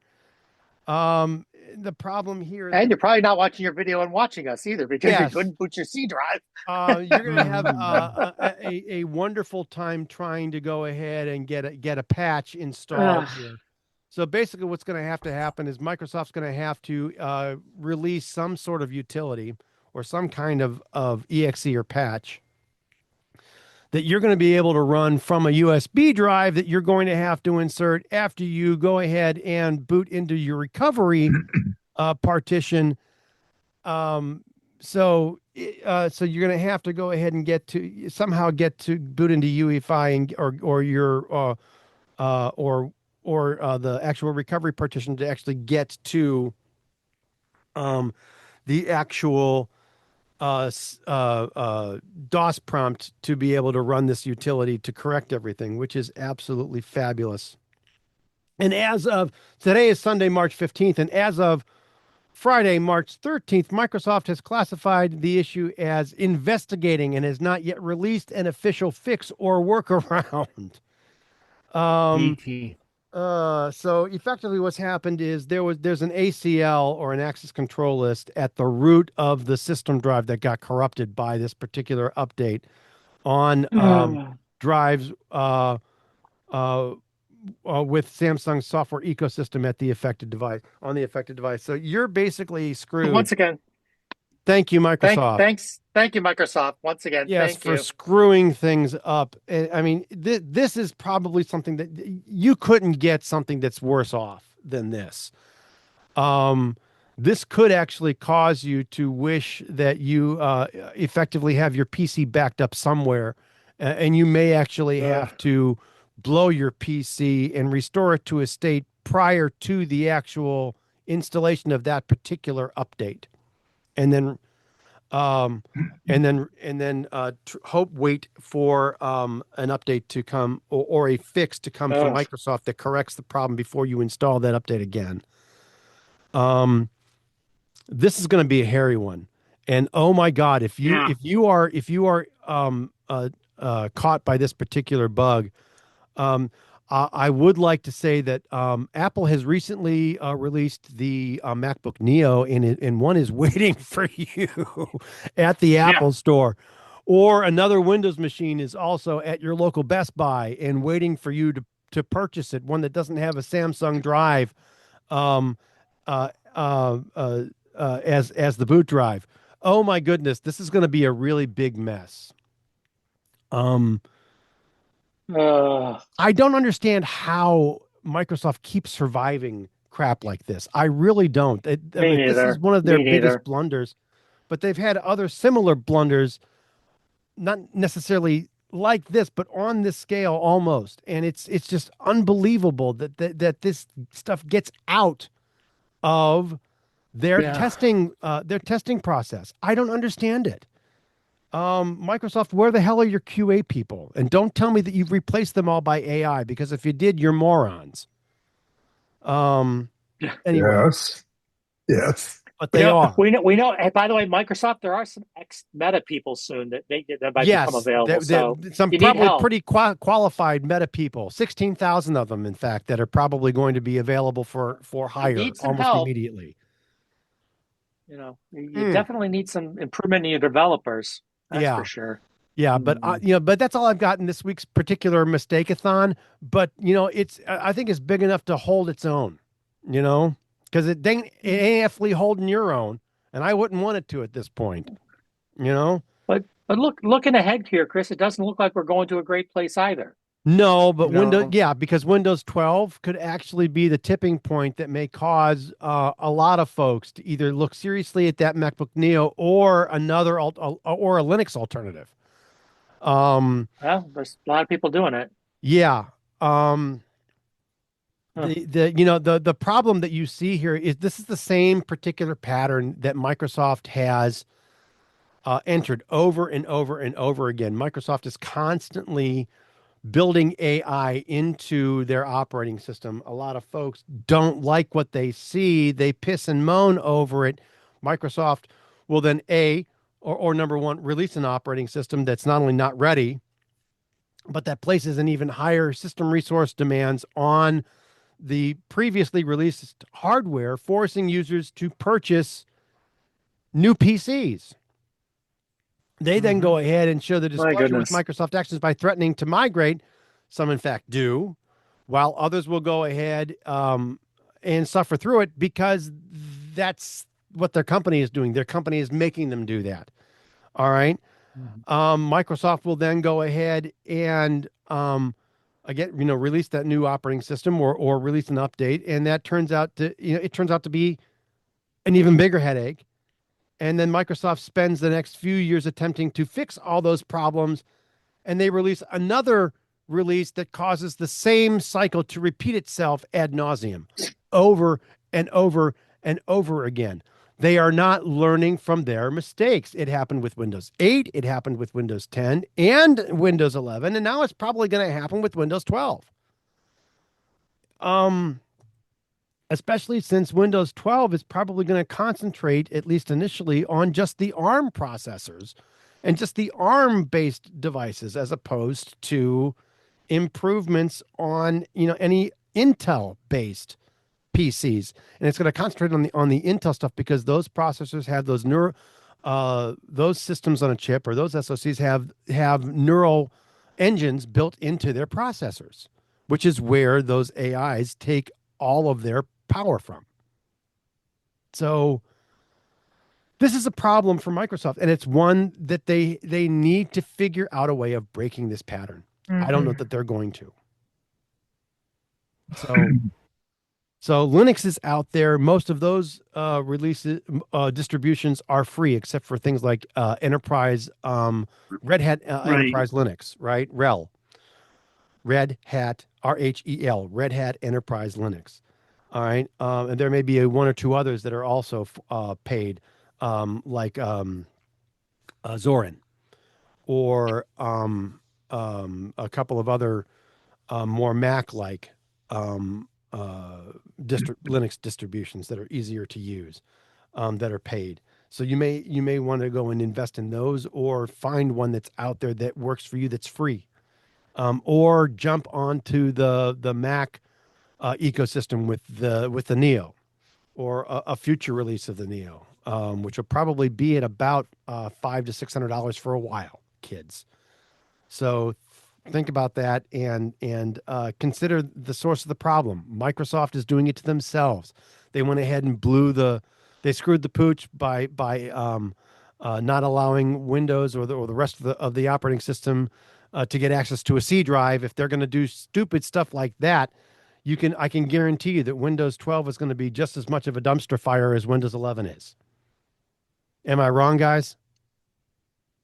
No. Well, I need to heat my hands in the cold somehow.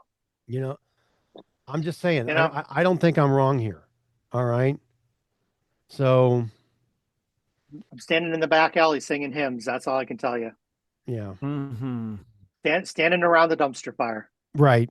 Yeah. Everybody's warming their hands and wondering when it will stop. That's what I'm saying. Yeah. When will the pain stop? And I don't know. So anyway, it's a problem. It's a huge problem. But they are backing down on some things, aren't they? They are. Windows 11 and Microsoft. A little bit. Windows 11 is actually losing an AI feature. All right. Now, this from our folks. It's not bad. Yeah, which is not bad. This from our folks over at NeoWin, so of course it must be true. Microsoft has actually decided that they've delayed the implementation of one particular AI-based system, and it is with their notifications. They were going to have some level of AI built into their system notifications. Oh, I don't know if it was going to be some kind of a AI-based summary or something else with AI built into it. But there's been a lot of pushback on AI being built into, and Microsoft has delayed the implementation of AI into system-based notifications, and it really looks like they're actually going to back off and not implement AI into Copilot-based notifications. Thank God. I would really rather. That's something. Yeah, I would actually rather see them back away from a lot of building Copilot into the rest of the operating system. I truly believe that it's going to be there's a lot of Intel-based systems that aren't going to be able to take advantage of those features, and Intel has been around for too long. It has been around in too many Windows-based implementations in far too many companies to be an overall value. And there are a lot of folks that are still on Windows 10 and are delaying the overall upgrade to Windows 11. So I think that there's going to be some folks that are actually going to push back and say, maybe we'll go to Windows 11 and stay here for the next 10 years, like we have with Windows 10, and not move. I think there's going to be a lot of people that do that. I think that's true. I think that there's going to be. So I don't know what's going to happen. But honestly, even though Microsoft is trying to fix Windows 11's bad reputation when they do stupid things like this week's Mistake-a-thon with the C drive not being accessible, and Windows 12 concentrating just on ARM-based PCs or those PCs with processors that have a built-in neural engine or way of taking advantage of those AI-based features through some kind of a secondary processor, like a huge graphics card, which most corporate PCs don't have. I don't see a lot of folks jumping on board. Well, Am I and this wrong, is supposed guys? to be the year this is supposed to be the year they're fixing everything, right? Isn't that supposed to be what they're doing? With Windows 12, I don't know, man. They ain't gonna be fixing it in Windows 12 if they're concentrating on building AI into the operating system. So, All they're or thinking True about. enough. I don't know, man. I mean, you've got to wonder what the hell Satya Nadella is doing, or who he's delegated to running the Windows-based portion of the business to, because I don't know. obviously, those folks are not. They're not testing right. They're pushing out features that people don't want and don't need, or most definitely don't want. Just don't want. I don't know. I really wonder what the hell Microsoft is doing. I think what they're doing is they have taught AI how to make Kool-Aid. Now they're all drinking it. That's it. Yeah. The Could AI be. Kool-Aid. Now, Neowin says it very succinctly. As users react more negatively to each new AI feature that's built into Windows 11, and in light of the bugs and questionable performance, it makes sense for Microsoft to take a step back and rethink its strategy. And I don't see that happening. But they're not. But they're They're not. not. They are not. They're saying it's called lip service. Yeah. Well, yeah. And honestly, them saying, okay, well, we're not going to build AI into overall system notifications or overall Copilot based notifications. Okay, great. But that ain't doing much for me because I'm still having to deal with the rest of the shit, the rest of the, in the rest of the operating system. All right. Or in everything else. Or in 365. Yeah. I don't really need it in Word. I don't know that I really need it overall in Probably PowerPoint. not. I might need it for some database. But they think you do, Chris. They think you do. They think. That's They're the trying problem. to monetize. They're trying to monetize their product. I don't care what they say. They're trying to monetize a product. I don't need it in overall in Word, and I don't overall need it in PowerPoint. Both of those products have been around for decades, literally decades, 2 or 3 of them. And the people that are out there More than don't that. really need to, when building presentations, I've got most companies have a corporate-based template, and that's what I'm going to use. And all of the fun hinky features and animations and whatnot, most corporations don't want you to use because it takes away from the message.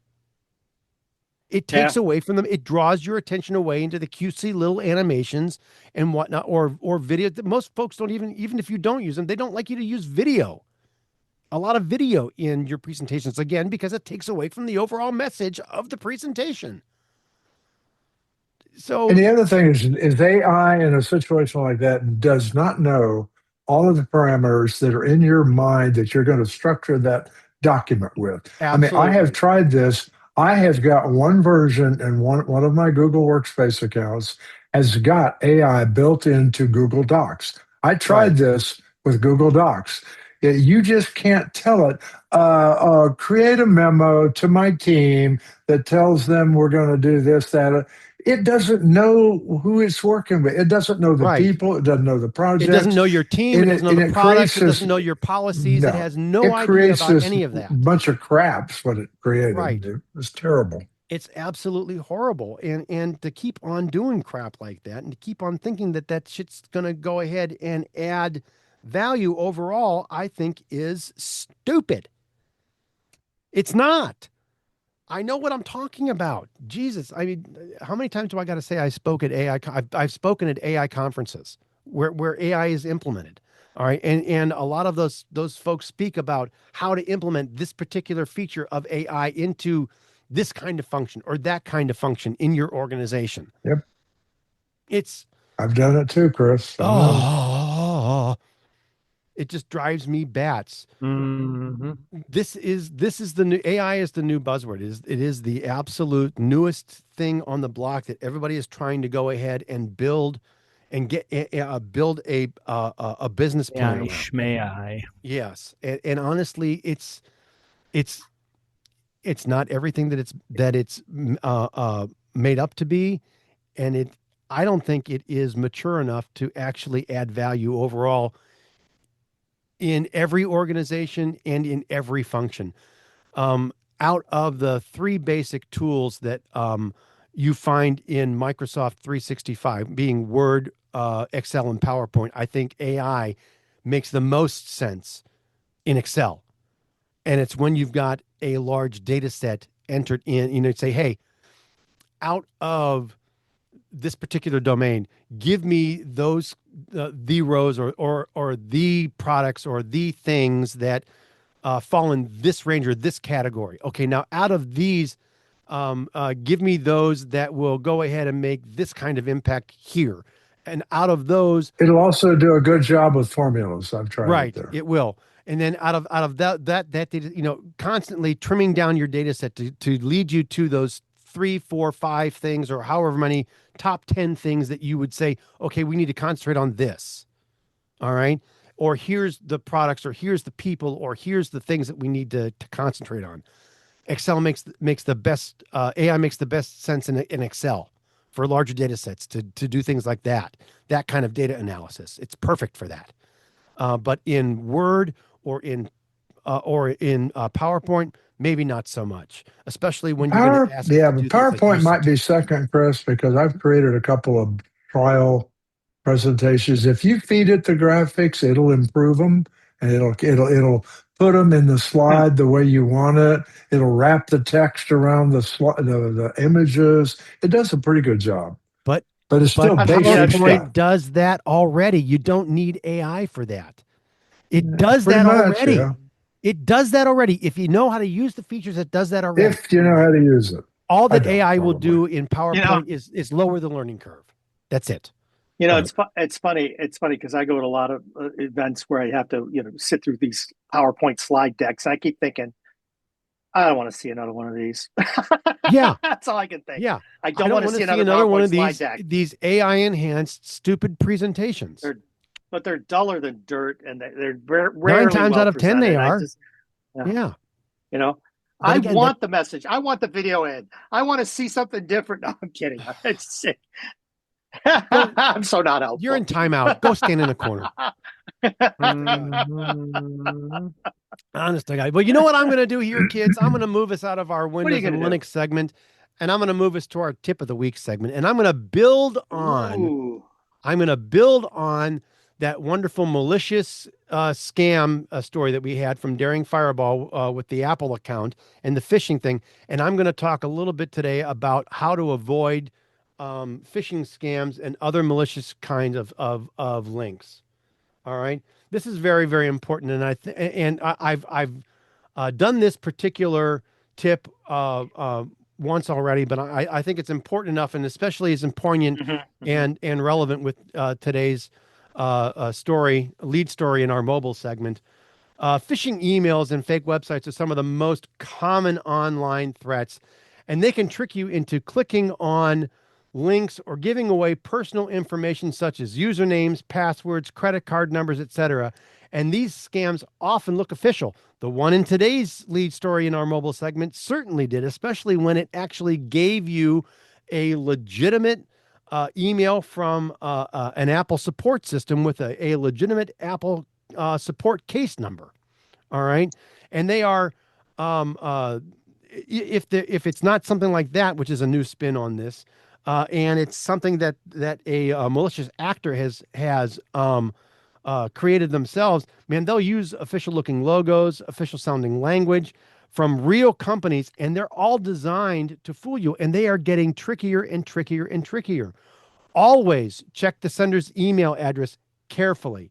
Hover over links. Don't click, but hover over links in these emails to see where they lead. Look at the domain name specifically. If it does not look like a legitimate domain, don't click on it. You need to see where they're looking, or see, especially if those emails have some sense of urgency built into the message. If they are demanding that you take action immediately, don't. Give it some time. All right? Give it some time. Urgency is a big key there. Urgency Yes, is a if it big key demands that you do how they something trick you. immediately, or if something else feels off, don't click on it. Instead, visit the company's official website directly, or call them directly, call their customer service department directly, and do not use the phone number that's provided in that suspicious email. Go to the website.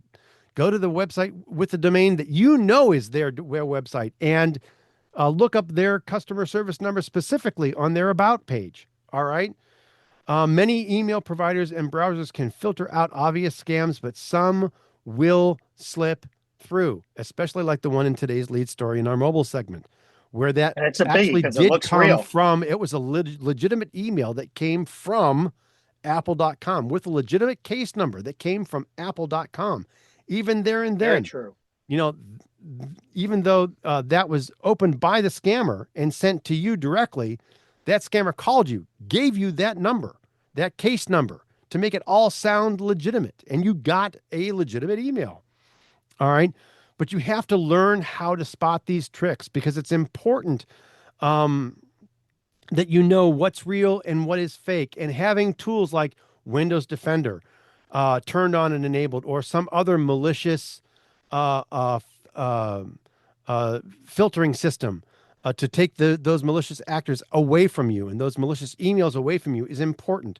Being skeptical of online protects you from identity theft, financial loss, and compromised accounts. When in doubt, kids, don't click. And double click before, double check before trusting unexpected messages. If you didn't initiate that password reset, again, if you didn't do it, it's likely a scam. Ignore it, even if it's coming from a legitimate system. All right, ignore it. Let it go. Wait a few days. All right. If you aren't seeing something come back at you, and if you aren't having problems logging into that system, you're not having problems with your Apple ID, ignore it. It was a ruse to get you to change your password, or to give your password to somebody else that isn't supposed to have access to that system. So think before you click, and think twice. Let me add something to that too. Please do. This is happening not only happening in emails, it's happening in text messages and phone calls. We're getting more and more. They're getting smarter and smarter. Text. Yes. And they're looking more and more legitimate, and they're not. Yes, USPS will not contact you about a held piece of mail via your text messaging. They will not.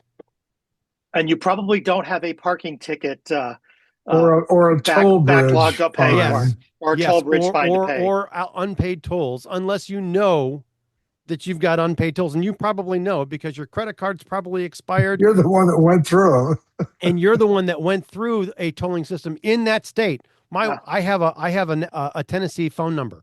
I have a Tennessee cell number, and my wife and I recently got text messages from the state of Tennessee, which we haven't visited in more than 3 years. All right, about unpaid tolls in Tennessee. And by the way, I don't think Tennessee has a tolling system, by the way. All right. We do not. So there you go. No unpaid tolls in Tennessee. Ha ha. So there you go. Yep. They're all getting better and better. So that's your tip of the week. Guys. That's your tip of the week. And hey, I skipped over it this week because it was that important, but our tip of the week is really brought to you by iTechGear, because we want to make technology easier for everybody to understand. And this team has dedicated their writing careers to help with that specific purpose. So every week we have a tip, and we're going to feature that computing tip on the show. And if you've got questions, requests, ideas, go ahead and send those to tips@iTechGear.org. And if we use your idea, your tip, your question on the air, we'll give you your 15 seconds worth of fame. It's that important, kids. Avoid phishing scams and suspicious looking links and emails that you get.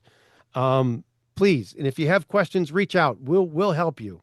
All right. We will help you. I'm going to go ahead and I'm going to move us to our pick of the week segment.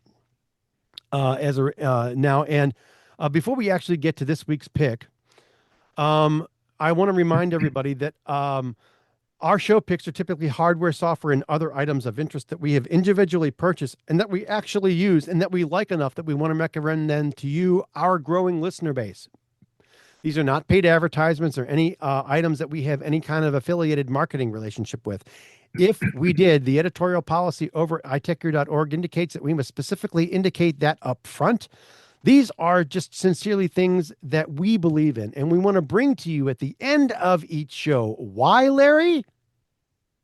Because we like you. There you go. And Larry, you've got the pick this week. So what is this week's pick?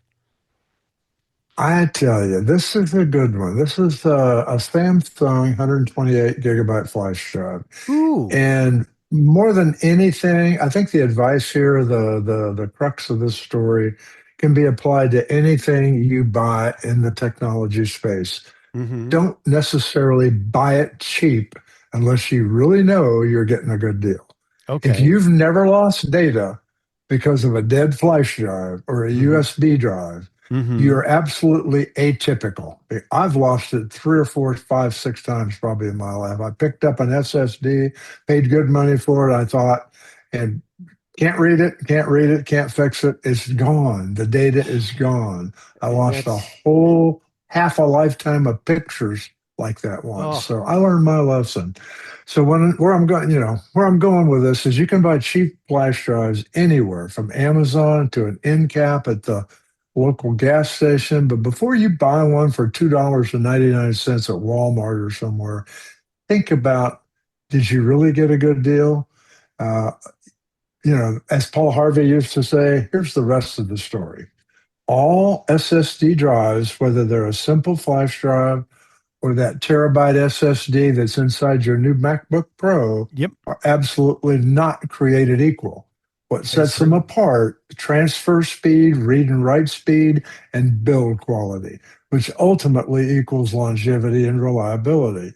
So recently I bought a new car that has a built-in 4K dash cam, probably more than I need for a camera. But anyway, the car manufacturer recommended I use a high-resolution continuous loop video because of the high resolution in the video loop that it employed. It recommended I get a 128 USB-C flash drive, high quality with a reasonably fast data transfer rate, because it also serves for storing video on the cameras that work with the alarm system. Someone touches a car, all the cameras turn on, it records, so I know what happened. Whether I can do anything about it, it's another story. But anyway, the flash drive I chose is this one, the Samsung 128 gigabyte USB-C flash drive we're showcasing here for $32 on Amazon. Samsung, as well as other manufacturers, make less expensive drives, less expensive flash drives or SSD drives. Whether you buy them or not, it's your own choice. More Samsung drives are used by Apple than any of the 3 manufacturers they use. Yeah, that's true. 80% of their drives are Samsung. The other 20% are from 2 other companies. One's Toshiba and the other one I can't even pronounce. So in general, you can't go wrong with a Samsung drive as long as it's one of the more expensive ones. I think it's as good a flash drive as you could buy. It's small. This thing is so small, and it needed to be to plug into where it plugs into in my console without getting in the way. I think more than anything, if your data is important enough to put on a flash drive, ask yourself, should I put it on one that costs $2 or $3? I'll leave you with that. And that's a really good point. If it's good enough to save, Larry, then it's good enough to spend a little money on. Yeah. And Larry, that you raise a great point there, but it's not just flash drives. I'd apply that same rule to SSDs. The cheap SSDs. That's what I was saying. I meant to say that. Yeah. All the way across the board. You're at what you say is absolutely true. Well, I've lost data on SSDs because they're crappy. That old adage is always there, right? You get what you pay for, right? You get what you pay for. You get what you pay for. And it's especially true. Want it cheap, you get it cheap. Yeah. You want it bad, it's exactly the way that you're going to get it. Bad. You know, and So it's you got it interesting right, here. Larry. The Right, the thank link you. that the link that we're providing here in our show notes, it opens up to a page. You selected the 128, which you said is 31.99 or $32, 31.99, right? And that's the 128. They've got a 64 for 19.99.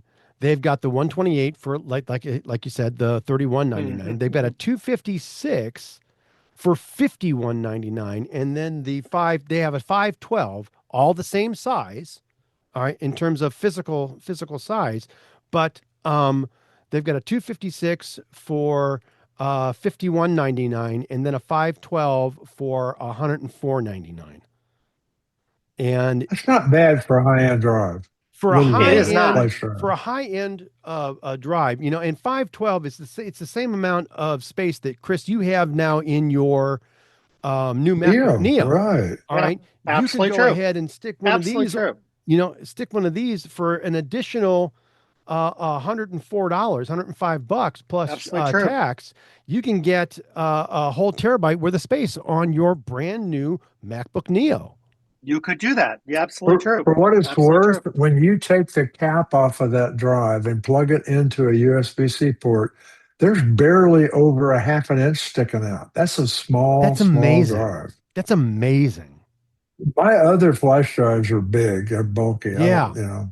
Yeah, even the dual interface. I've got both ANC based SanDisk flash Right. drives, you know, and that's about maybe an inch and a half wide, um, without the interface sticking out. All right, which will be exactly what it is when you actually plug it into your machine, whether it's on the USB-C side or whether it's the USB-A side. You know, and these were probably about 20, 22, $23 when I bought them about 3 4 years ago. This is a much better deal. All right. Yep. And at $32 for 128 gigabytes is really, you know, at what 400 megabytes per second transfer speeds, right? You can Uh, buy faster, but you can really buy slower. I mean, Absolutely, it's really easy to buy slower, and this is pretty good for $32 and for $52, right? For 256, right? And if you're going to yeah. use it, I mean, that's not fast enough for the drive inside your machine, no, but if you're going to stick but data for a on it, transfer rate, that's pretty but if you're good. going to Yeah. stick data on it that you might use, say you want to go ahead and put your a copy of your OneDrive data or your iCloud Drive data on it, right? That's probably, Right. you know, more than Well, enough space the and thing probably fast is, enough to use it. nowadays in most states, all Hmm. but one or two, Hmm. dash cams are legal in court. Yep, So if you have a wreck and it's not your fault, you don't want to pull that drive out and it goes, "I'm absolutely. not working today." Yeah, You want it to work. yeah. You want it to work, and you want it to be easily retrievable. All right. Yep. So there you go, Yep. kids. There you go. $32 We've for had a good amount of 128 security gig. conversation today, haven't we? We have a lot of conversation about security today. Lots of conversations about security and lots of conversations about really good new hardware or good usable Yeah. hardware. So, you know, kids, this has been the iTechGear Weekly, episode number 164. The Neo is here. Recorded live Sunday, March 15th, 2026, live from iTechGear Central. For Mr. Chris Gavula, Brother Joe McLaughlin, and Dr. Mr. Larry McJunkin, I want to say, hey, we'll see you here next time.